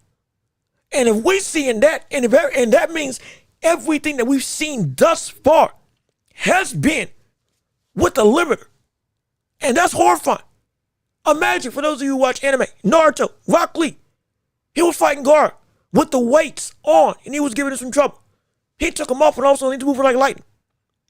Goku, training with weights over on King Kai. All of a sudden, he takes the weights off, and he's working with the greatest of ease. The limits surrounding Benavidez apparently were more drastic than even I may have realized. And this is insane if it's true. And it makes me feel more fervently. He's going to do real dangerous work on Zerto. He's going to do dangerous work. It's going to be dangerous. It's going to be dangerous. And look, Al Booger, I already know you've been one of the people that say you don't know if Benavidez can be able to compete up here at cruiserweight. I get it. Because again, it's a different world, different division. Everybody up here is dangerous. Everybody, especially amongst the top two between Zerto and Jaya Pataya. We get it. I get it. But I can't overlook. We're dealing with somebody that seems to have another gear that he can unlock. Not just in the ring, but straight up in his own abilities of physical prowess. Never seen him at 100. Apparently, we never seen him at 100%. Per his words. And this is going to be the first time. And my gosh, if that's true, everything we've seen up until this point could pale in comparison to what we may see against Zerto in May. It could get bad. I think Benavidez wins, but no domination, 8-4 or 7-5. I don't think it's going to be that close. I really don't think it's going to be that close. Not because Zerto isn't that great, but I think we're going to see Benavidez pull away quicker than we may realize. Pull away more fervently than we may realize. Pull away in a situation where, like, by round 3, it's very much clear. Oh, okay. This is a different ball game of competitor. Benavidez is a different sphere of talent, even amongst the likes of what we've seen. I dare say, I'm going to say the same thing I said about Inoue when Inoue moved up to 122 the first time and went against Stephen Fulton. I'm gonna say the same thing I said about Inoue when he moved up against Stephen Fulton at 122 to get the title immediately after his first fight at New Division. The fight that put him even on a bigger scale on the global map. Everything that Zerto wants to do, Benavidez can do but better. Everything. He can box better. He's faster. Better movement. Stamina. Better. Distance control is going to be better. Everything about what Zerto wants to do and what he can do, Benavidez is going to be better. On top of what we had from the standpoint of Anthony Yard is going to continue to get even more destructive without, again, the weight, the restrictions holding him back if what he's saying is true. This is about to be a different game. This is about to be a different game. I'm getting really confident. He's about to show the world a side of not just himself, but he's about to show the world a version of Benavidez that's going to have everybody not just in shock and awe, but he's going to have it's going to be like, what did we just unleash? It's going to be, we're going to be asking the question, what did we just unleash? I'm dead serious. I strongly feel that way, that's what we're going to see as it continues to unfold. Let me see. I was doubting him dominating the heavyweight division, not cruiserweight. Oh, okay. Excuse me. He can take control of it. Okay, excuse me. I'm sorry. You said he would. So you're right. You said he wouldn't dominate heavyweight. Cruiserweight, he can take control of it. I'm with you. Now, this brings up a bigger picture. If we see him really at 100% against Zurdo Ramirez, and he does what I think he's going to do. Again, if you feel he's just going to beat him, that's fine. I think he's going to actually go and destroy. If he does destroy, let's paint the picture. If he does destroy Benavidez, or does destroy Zurdo, excuse me, how likely do you think he can beat Jai Apataya?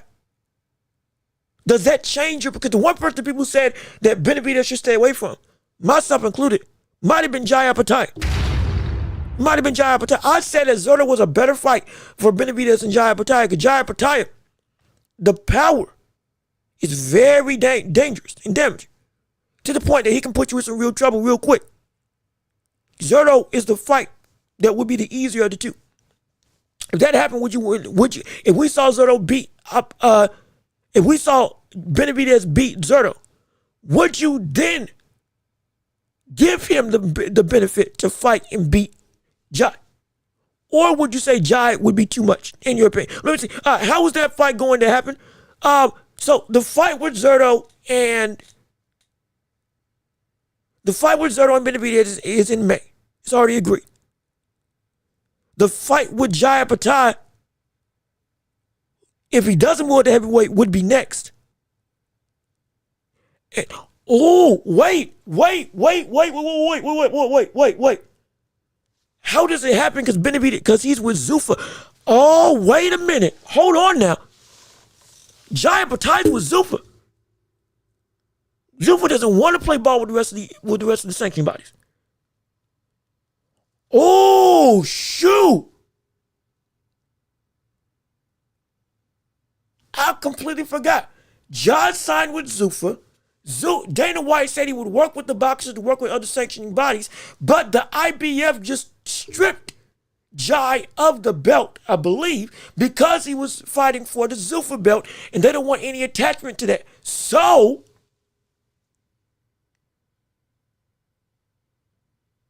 they might ice him out. And if Benavidez does make the fight, he could get stripped of the belt that he won by whatever sanctioning body, because they don't want to work with Zuffa. So then would Benavidez still want to fight Jai Apataya for the Zuffa belt that, up until this point in time, doesn't have any actual real weight to it, due to the fact that legislation hasn't made the Ali Revival Act completely go through yet into official law? Oh, that's a dilemma.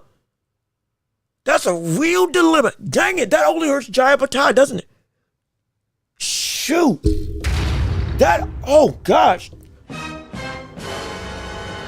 That only hurts Jai Apataya.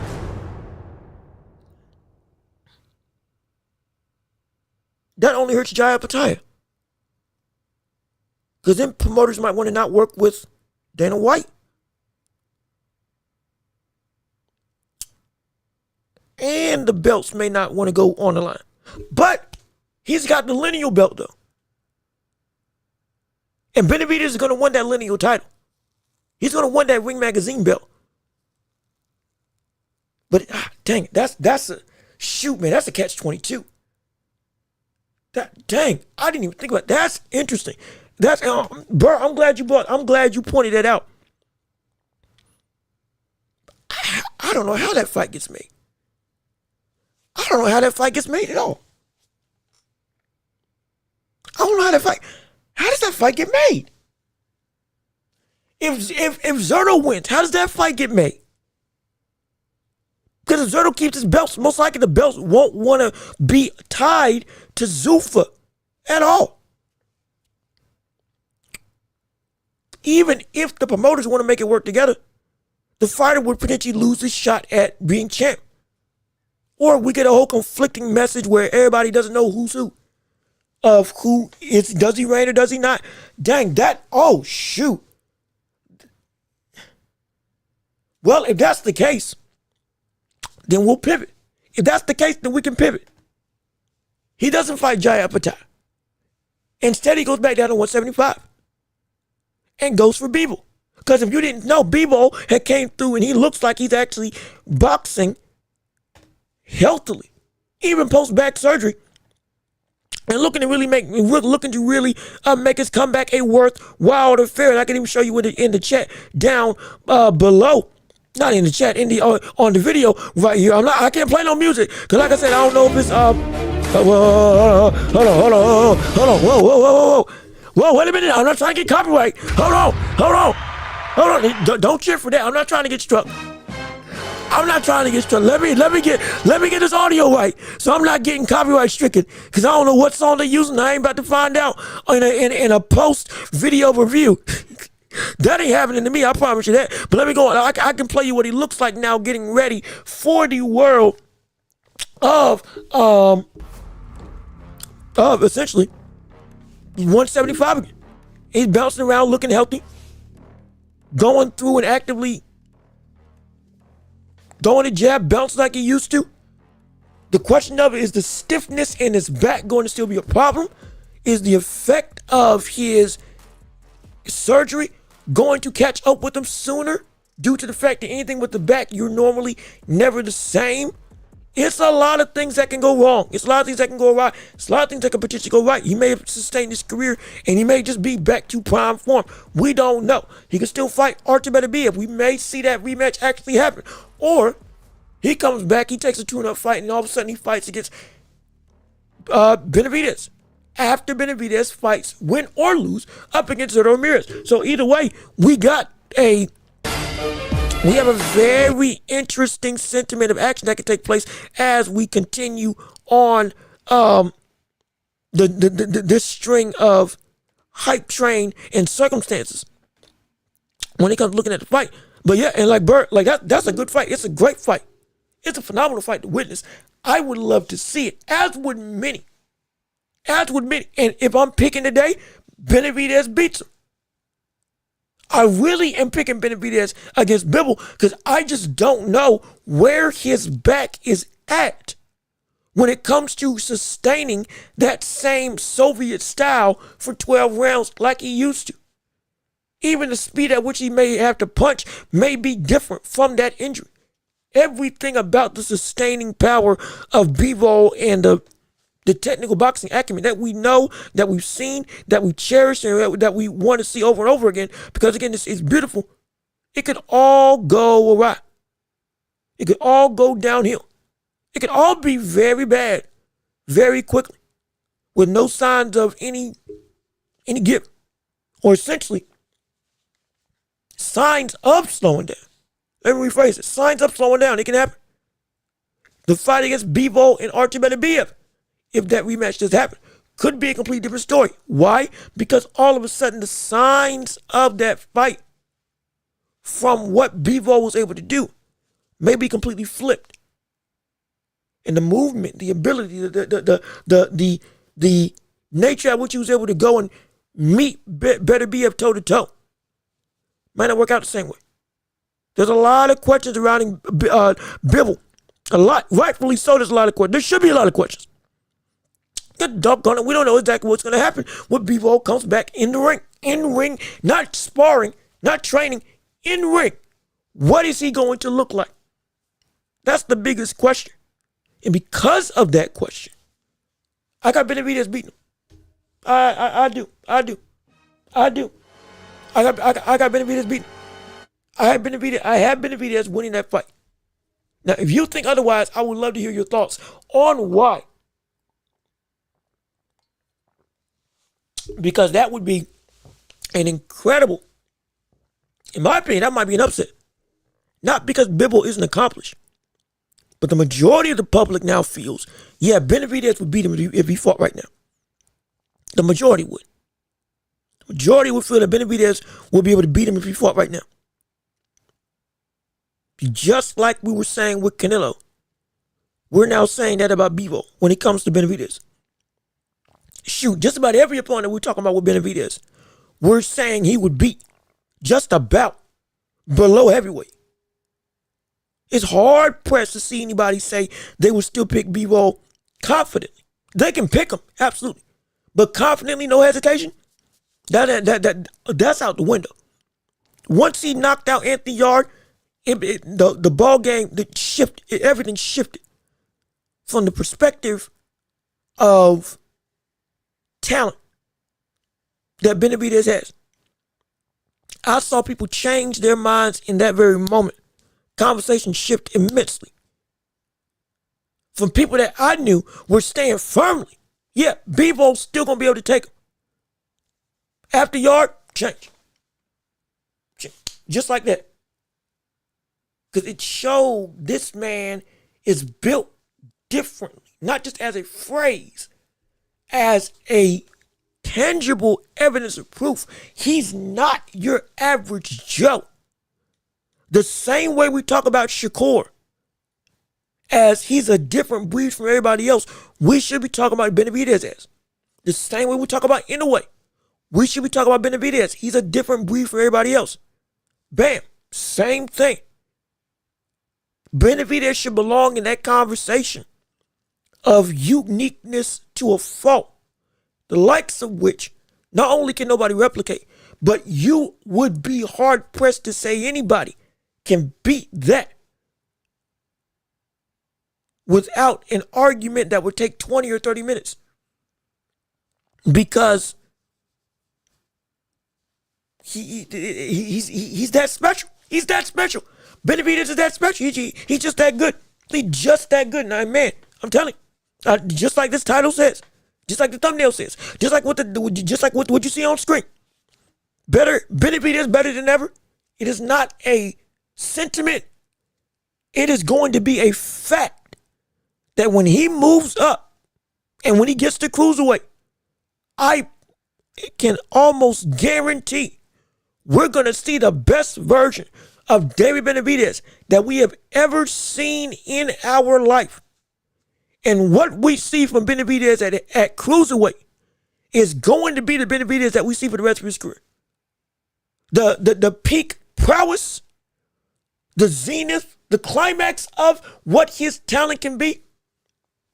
Well, I think we're going to see it.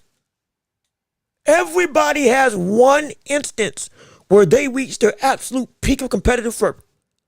Everything lines up, and for one night, they are at the absolute top of their game. Or maybe it's for like a year, whatever the case may be. There's a moment where it's like, okay, this is it. This is it. There was a moment in time where every fighter's had it. Terrence Crawford, it was Errol Spence. Even though he had some great performances before it. With Usyk, it was, you could argue it was Anthony Joshua. But ultimately, everybody's going to say, yeah, it was Fury. With Inoue, it was either Nonito Donaire or it was Stephen Fulton. For Ben Rodriguez, probably one Francisco Estrada as the fight. Okay, boom, he is in this threshold of peak, even though with Bam, he's only 25. So this peak that we see right now is going to be the first of like probably 3. By the time we reach 30, we're going to look at that fight and the next fight that he has at that age is going to be like, my gosh, it's night and day. How did he get that much better? Most likely. But Benavidez, that type of, oh, okay, this is everything I put together in this whole totality. This is about to be that. I strongly believe this is about to be that type of performance. And I can't wait for it, man. We're going to see the best Benavidez that we've ever seen. I strongly believe we're going to see the best Benavidez that we've ever seen in our lives. And it's going to be incredible. It's going to be phenomenal. I can't wait for it. But even still, we still got more stuff to talk about. We still got your voices to be heard. We still want to talk about your perspectives in the boxing game or beyond. It's the championship rounds for the entirety of the show. That means that you all go through and control the whole of the conversation for everything that we talk about and discuss in the realm of sports, basketball, and beyond. Whether it's about college, whether it's about the NBA, whether it's about the NFL, whether it's about fights, dream matchups, news and topics that we didn't get discussed throughout the week. Anything that your heart desires, we can discuss it right here on the show. We want to hear from you and all of your regards and conversations. I'm excited to hear from it. Absolutely. Also, speaking of which, we still see more work being done between Ryan Garcia and Benavidez as they've been training together. If you didn't get to see them put in work in the gym, let me real quick make sure that I can actually hear if they got any copyrighted music. Okay, good. They ain't doing nothing phenomenal. I can actually play this without any fear coming on my end of the road. But even still, let me show you exactly what they've been working on in the gym together. Hold on, y'all can't even hear. Hold on a minute. Hold on, Ryan. Wait a minute. Take a break, Ryan. Give me a second to make this thing so it don't be stuttering. There we go. You're feeling it right there. I'm good. Now you're looking at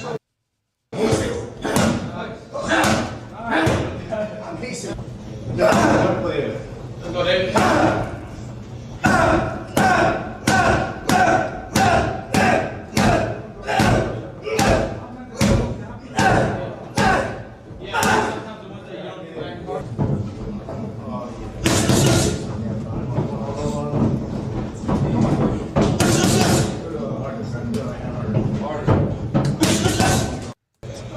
And you see, I play this clip because we have been asking whether or not this conversation of Ryan Garcia was the Barrios fight a one-off situation because of a bad opponent, or was it because, okay, this is actually who Ryan Garcia is going to be throughout the rest of his tenure at 147. And I think that tandem shows me this is going to be a consistent thing. Yes, you can be concerned about PEDs and all this stuff. I'm telling you, what we saw with Barrios was not a fluke of happenstance, nor only a product because of bad, a quote unquote, a fighter that was nowhere close to his level. It is the discipline working with Benavidez that is, I'm telling you, it's going to be consistent. Whether you like Ryan Garcia or not. The fact that he went and is now completely in their midst of the Benavidez camp, that is going to make a difference. And I think we saw just the first of many instances with the fight with Mario Barrios. Let me see what you all have to say. Let me see, yo, Cut Creator, what's going on with you? How you doing, Cut Creator? Good to see you. Salute to you. Thank you for joining in on the Watch Report. We're so happy that you're here. If it's your first time, be sure and subscribe. Hit the like on the stream. Hit the like on the video. Keep on sharing the show. And let's see what you had to say on the day. I'm convinced Ryan will never give Devin the revenge. And that brings up a good point because he does have a hit list of names that he's going to fight. I'm going to get back to this comment because this is actually bleeds into the next segment of conversation. Absolutely. But let me see. I think Devin wins in their rematch, but we got to see it. We do have to see it. And it looks like Ryan Garcia also wants to see it as well because we got to see him talking about his hit list for the world of boxing, who he wants to go after next definitively when it comes to going against the best of the best as he's looking to continue his career. And he put up the names straight up of who he wants to fight. And I'll let him, this is per two-tone the adult, another prominent boxing podcaster, but I'll let the video show you exactly what he had to say in regards to Ryan Garcia's definitive next move of what he's trying to do at 147. I believe Benavidez, or I believe Devin Haney, he's on that list. I feel like I really hope I could get 3 times this year, but if I can't, it is what it is. Yeah. So what's your hit list looking like?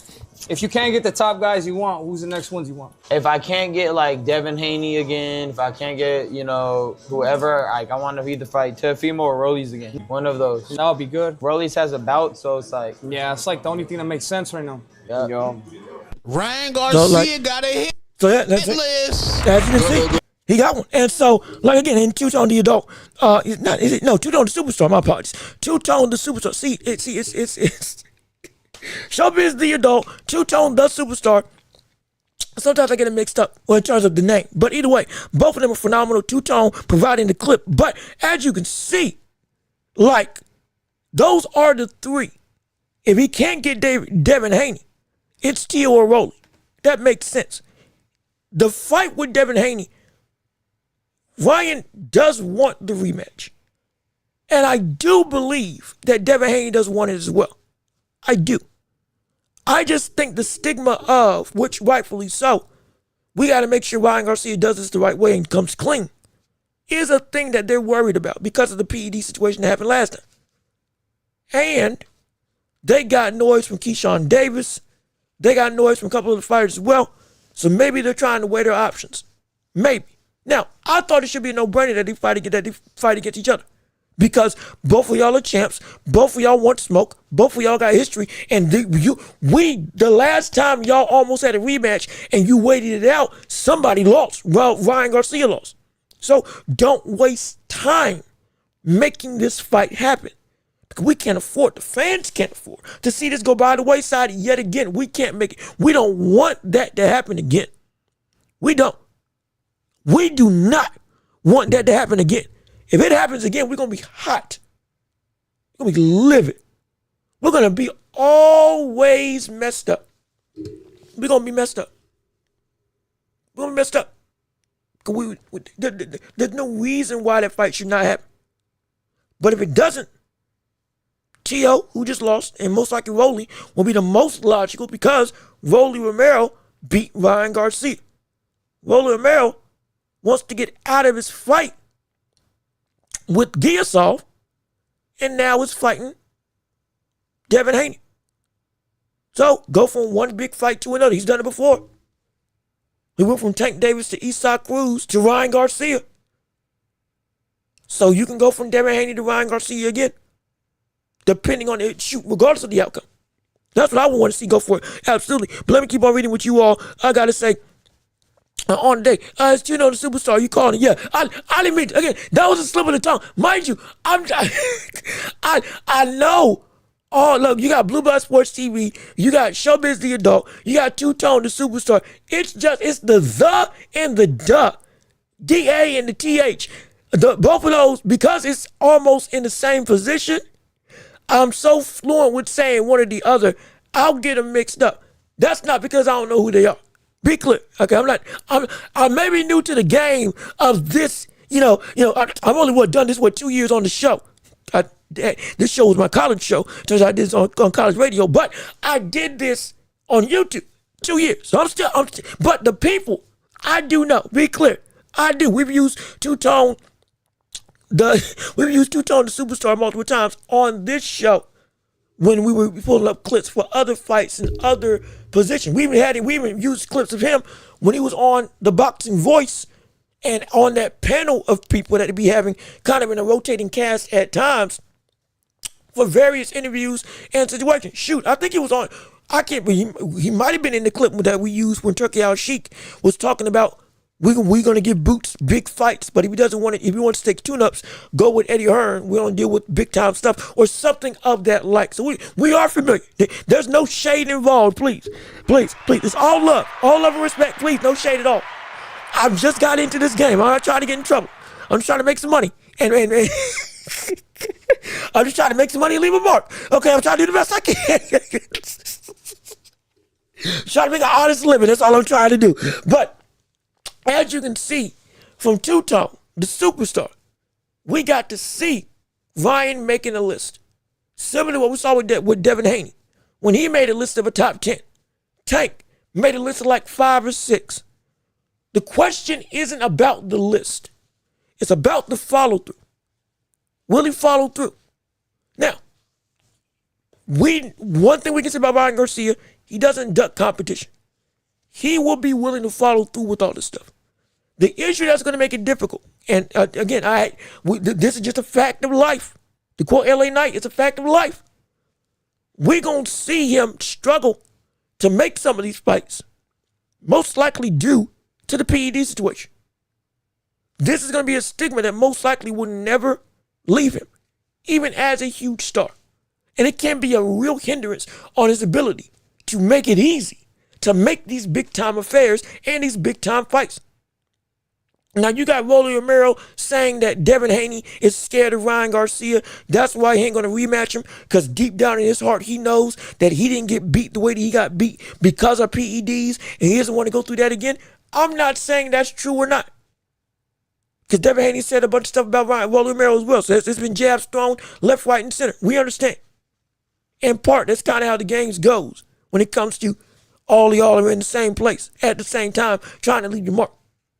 But I can guarantee there's going to be some hiccups, or at least there's going to be some roadblocks due to the perceived concerns that are justified in Ryan Garcia potentially being clean.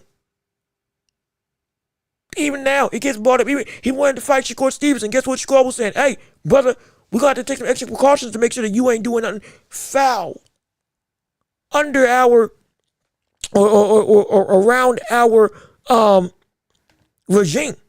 We got to make sure that ain't happen, because if it does happen, my gosh, we can't trust you. That's the problem. That's the biggest thing. Trust. Listen, we got to be honest. You can be a villain. You can be disliked. You can be called boring. You can be called lazy. You can be called undisciplined. You can be called frantic, fanatical. You can be called all this stuff. But one of the biggest hindrances in boxing that can stifle your career is the idea of distrust. If the boxing world feels they can't trust you, your stock takes an almost undeniable hit that will almost never go away. And it will stifle your ability to make your living, because people won't want anything to do with you. They want you banned. They want you out of here. You'll be blackballed. You can be drug around. Time wasted because you are seen as a liability to the opponent. Not because you're too good, but because you may go and cheat again. That's why these cheating allegations are so volatile. That's why Edgar Berlanga's throwing around cheating allegations against the likes of Shiraz. And the fact that they're not true only hurts Shiraz's ability to get back in contention for big-time fights. Why? Because the trust goes both ways. You can't be throwing around that type of stuff saying somebody's cheating. And you also can't actually be cheating, because then you get a stigma that, boom, you're out the pasture. And you're struggling. Don't believe me? Jarrell Miller's only had one big-name fight since he popped dirty against Anthony Joshua, and that was against Daniel Dubois. And Daniel Dubois was only there because he was on the come up again. But he never got close to an Anthony Joshua type name ever, from the standpoint of profile. Because he popped dirty with everything under the sun, and he hasn't gotten a fight since. And against somebody of that one fight, life-changing money, you never got to fight again type of situation. And he's been clean just about every other time. Crazy enough, he's actually done the work and gone about it the right way. But you see the position, and you lost out on it once. You can't have distrust in sport. That's what Ryan Garcia is dealing with. That's what's probably gonna make this hard to get the fights that we want with him against Devin Haney specifically. Shoot, maybe even against Rolly Romero. This revenge tour, Ryan Garcia's revenge tour, it's a tour. But the question is, can the bus even get off the ground? He's got momentum. But we know this boxing game is fickle, and it's a business.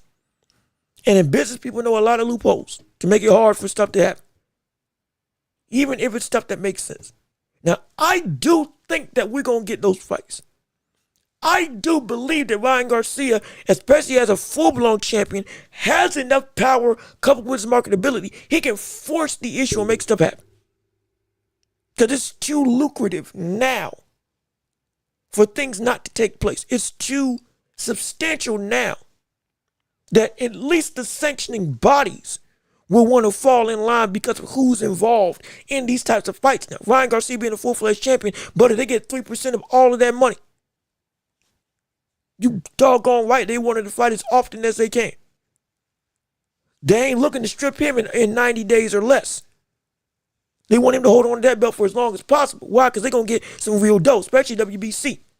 As money hungry and savage as they've been over the past couple years, especially now with Terrence Crawford and Shakur Stevens, stealing money left, right, and center, walking through and just taxing people all across the globe from the standpoint of their biggest stars, even when their belt isn't even on the line. It's horrible, but it's what's happening. But because that shows you're a commodity. That's what Ryan Garcia is, a valuable commodity. So they won't make it hard for the fight to be made because they want what that fight's gonna bring. And because of that, if you got that on your side, from the business perspective, you can make stuff shake. You really can. Really, really can. So hey, be on the lookout. I do think it's gonna happen. I think this revenge tour is gonna be a real thing. And I think he's gonna take it. I do. And if we're gonna be perfectly honest, with what he looked like against Mario Barrios, hey, we can ask this question right now. Could he beat the likes of Rolly Romero? Could he do it? Could he beat the likes of Rolly Romero if he fought him now? With what he looked like the first time out? And do you think the first fight with Rolly was a fluke? Or is Rolly really, like we've been saying on this show and like others have been also holding the sentiment, is Rolly really a good fighter that we just haven't given the respect to? That's the question. Is Rolly actually a good fighter that the public just hasn't given their respect to when it comes to him as a championship caliber person? In your estimation. Because for me, I think it goes both ways. From the perspective, Rolly is indeed better. But this version of Ryan Garcia would be able to mop the floor with Rolly. If he fought like this, he'd be able to beat Rolly. I do believe that. That's why I want to say that rematch. If Ryan Garcia fought like he did against Barrios, he would be able to beat Rolly Romero. Yes, the risk of getting knocked out would be greater because he's more offensively demonstrative, looking to push the pace, fight like his size demands. However, the offensive flurry that he could do to overwhelm Rolly Romero could be enough to get him out of there quick. Do what Isaac Cruz did to Rolly as well. Because what did Isaac Cruz do? Knowing Rolly was a person that also, hey, you want to come into my wheelhouse and maybe some trouble. What did he do? Tucked his head and swung. I mean, didn't care less what Rolly was going to throw. And just went completely guns blazing. The complete opposite of what Tank Davis did. And you saw he dominated that fight from pillar to post. Didn't even give Rolly a chance to get his feet under him. Ryan Garcia needed to do that the first time. Maybe he couldn't do it because of his hand injury. Fine. This Ryan Garcia can absolutely do it. This Ryan Garcia can absolutely hold that type of moniker, or rather hold that type of game plan and make it sustainable. That, yeah, I'm going to go through and walk over you. And start fast, stay fast, and end the night quick. Not because I got to, but because that's the best way to beat you. And it maximizes my ability as a fighter. So I can see that. So I can see that rematch taking place. And I can see him winning. Devin Haney, whole nother story. But I do think both fights are going to happen nonetheless. I do believe they're both going to happen. So get ready for that. Because I do think he's going to actually be able to break through with said hit list and get them all. Cover that with Tio. Cover that with Teofimo Lopez. If we want to see, maybe it's not a one-to-one comparison, but if we want to see what Ryan Garcia can do against Shakur, how he handles Teofimo, would at least paint a somewhat applicable picture that we would have to respect. We would. Not a one-to-one comparison, but it definitely is a statement if we could beat Teofimo Lopez. Definitely would be a statement if we could beat him. No question about that. But even still, we got to go through and still have you all come through on the championship rounds as we're transitioning over. It is still your voice, your opportunity to come and shine with the rest of the globe. Have your voice be heard, have your conversation be felt. We want to hear from you in all regards of boxing and beyond. In your opinions, thoughts, reactions, debates, questions, and all that stuff regarding the sports world, boxing, and anything else under the sun. I can check real quick to make sure that we have any anything else transpiring on the show today. Also, we got news that Chuck Norris died. Good gosh. Wait a minute. Oh, shoot. I didn't realize that. Wait a second. I'm just going to call it free. Chuck Norris passed away. I can't believe it. Apparently, well, in this case, I guess Chuck Norris didn't die. He now finally said, I want to fight death. And so he left life. Chuck Norris didn't die. He was just done with life. He completed life. And now he's going to go to fight death. If we go with the old Chuck Norris, localizations. Curriculums? I forget what the word is. Essentially, all the Chuck Norris jokes and phrases. But, jokes aside, Butter was a phenomenal actor. Walker, Texas Ranger, one of my favorite shows. Growing up, because I used to always watch it, I think in the afternoon, because it still came on television. Incredible. Also was involved with the WWF. Has about, I think, 6 to 8 different black belts. Going from 10th belt all the way to straight black belt. Had a record of like 183 and 10, I believe. He legitimately earned his stripes with the reputation that he garnered with being a dog of a figure, being a real menace to society in every way, in every shape of the word. And so I'm telling you, it's crazy. It's insane. Now, Mike, 86, lived an incredible life. I thought he was going to live to like 95. He still looked great at 86. He just celebrated his birthday like 8 days ago. So I was shocked. I really was shocked when I woke up this morning.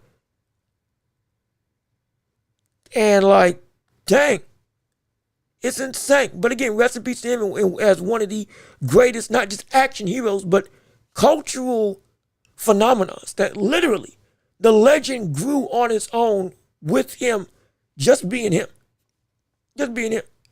Legitimately. So it was at least here in the States. And so it's kind of hurts a little bit.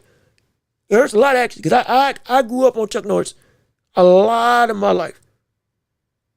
From the infomercials that he had for his workout regimens, the cameos in movies and TV shows, the memes that we had, the book, the 100 Feats of Chuck Norris thing, it was like a whole book.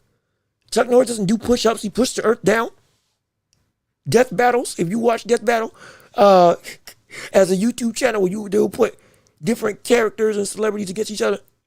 Like, he was a literal cultural phenomenon, a cultural staple.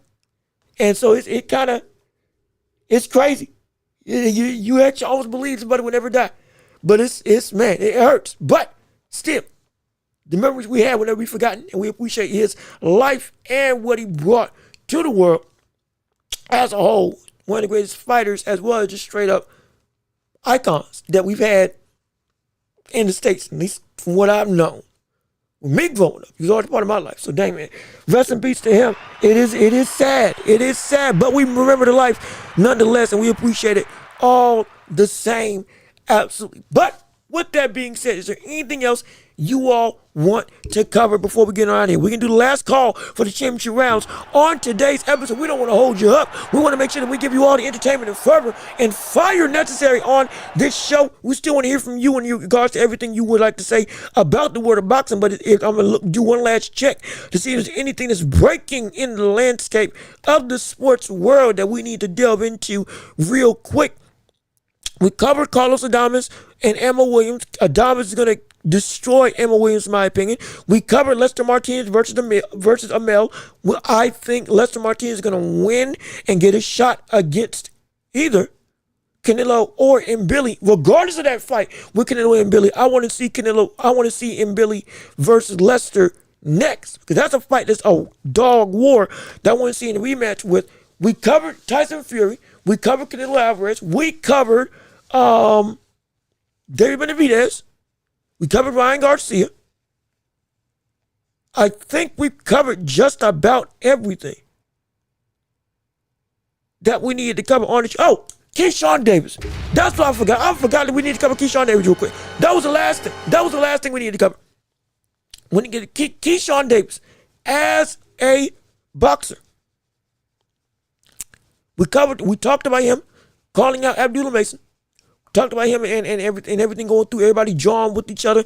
That would be a great fight to happen. But again, Keyshawn's at 140, now at 147, saying he wants to move up there. Talk about 140. Now gives me more questions about where he's actually going to fight. So I'm a little bit confused. But let me ask you this just as food for thought. Keyshawn Davis is talking a lot. Keyshawn Davis has a right to talk, because of the fact that he beat the likes of Jermaine Ortiz and put the world on blast, reminding the public, this is who I really am. I'm not the Albright situation. Let that go. I'm a dog for real. And we're going to go through and show you and continue that tenure. We saw the power, the ability, what looks to be a transcending division level talent. But I do want to ask this. Is there a fighter that Keyshawn Davis should not fight in this rise to try to gain some fame? Is there a fighter? And I'm starting to think a bad matchup for Keyshawn Davis, beyond just Devin Haney, would be Ryan Garcia.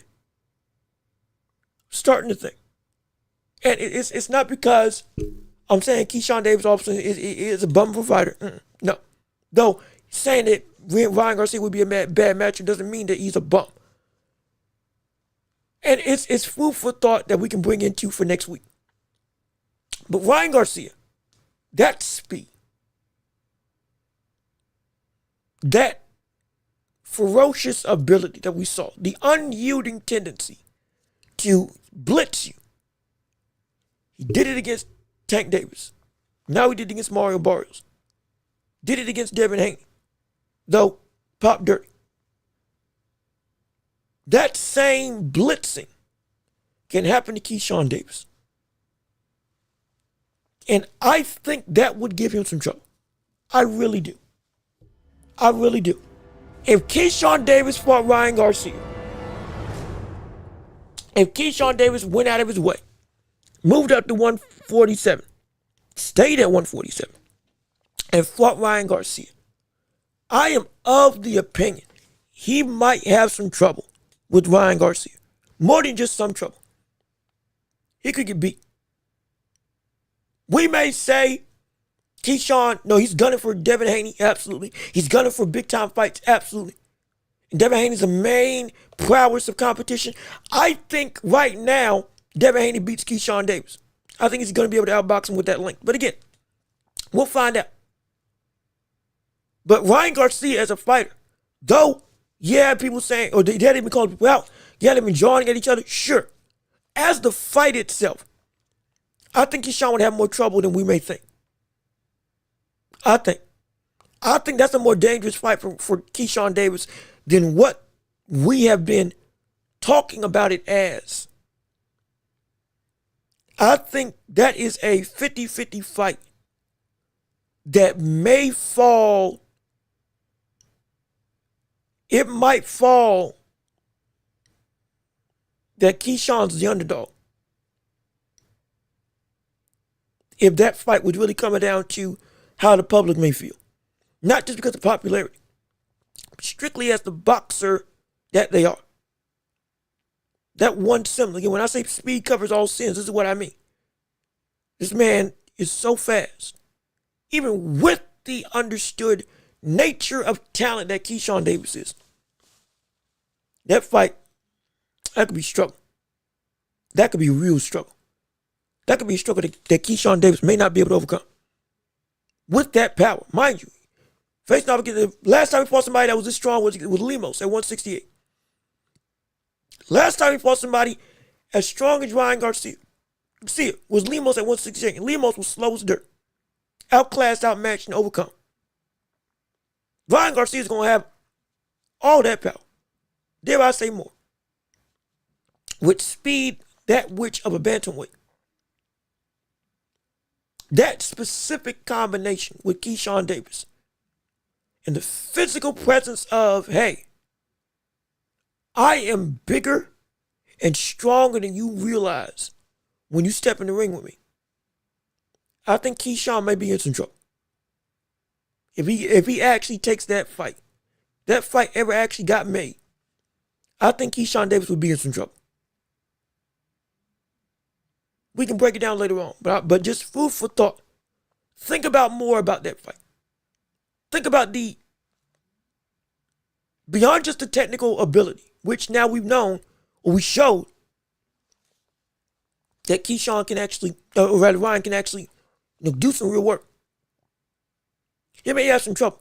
Let me see. Against young Abdullah? No, not Al Booker, not against Abdullah Mason. That's a good fight, but I think Keyshawn Davis would win at this point in time. I said that Keyshawn Davis was calling out the likes of Ryan Garcia. And I was saying, Ryan Garcia, the more I'm thinking about that fight, Keyshawn Davis could be in some real trouble going up against Ryan Garcia. This version of Ryan Garcia at 147. He's calling everybody out. The question was, is there one person that Keyshawn Davis may not need to deal with all the names? Ryan's one of them. We've been saying he can beat up a lot of people. There's a lot of good fights that we're like, yeah, go for it. Absolutely. But that's one that specific matchup. Outside of me thinking, okay, yeah, Devin Haney can beat Keyshawn Davis. The red flag that I'm like, hey man, this could be a shocking type of rude awakening. Ryan Garcia versus Keyshawn. He better think very carefully about taking that specific fight. Because I don't care if you think that he's better technically, and he is. Ryan Garcia just showed I can box. And I am more dominant in my physical capacity than I've ever been in my career. And I'm healthy. And I can blitz you the same way I blitzed Tank. And Tank had to say, yo, I was a little bit scared. I can blitz you the same way I blitzed Mario Barrios. And you are nowhere close to as big as me. In terms of Keyshawn Davis.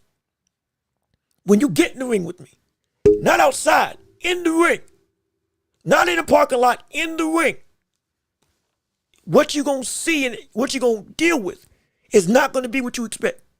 Because that's what always happens with Ryan Garcia. He's bigger, taller, stronger than you think, and he's faster than you realize.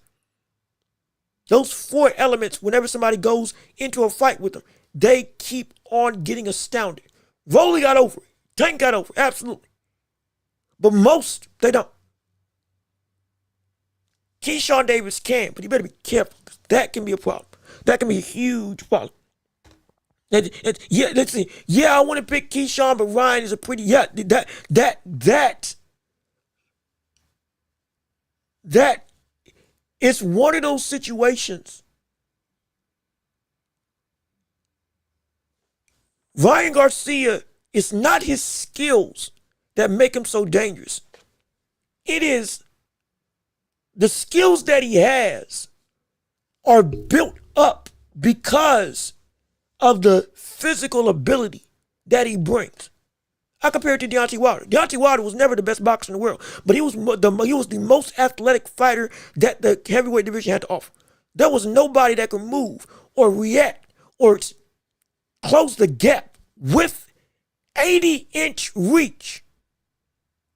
One of the quickest 1-2s that we had in the game, with the strongest right hand that we had seen in boxing history. All in a body that was long and slender, built for speed. That covered everything that everybody else had on him, even like the Tyson Fury. Ryan Garcia is more skilled than Deontay Wilder, yes, but his skills never been the biggest thing. It's the skills that he has. While they're not at a high level, they're at a good level, but they feel like a high level. Why? Because they are bolstered by the fastest hands in the game and one of the largest frames that we have that has translated every single division. Mind you, he was almost eye to eye with Mario Barrios on fight night. And Frank, size-wise, he looked bigger than him. He's a physical freak of nature. With, again, good boxing skills, but it's boosted by an athleticism that literally almost can't be beat. That covers everything that would be a problem for Ryan Garcia in almost all sentiments. Yes, he can be exposed, but understand, every time he doesn't get exposed, it's a shock. Keyshawn Davis is going to see, if he fights him, he's going to see exactly why. It's not a fluke. Would have to see Keyshawn Davis at 47 first? I agree. But right now, he says he's going up there.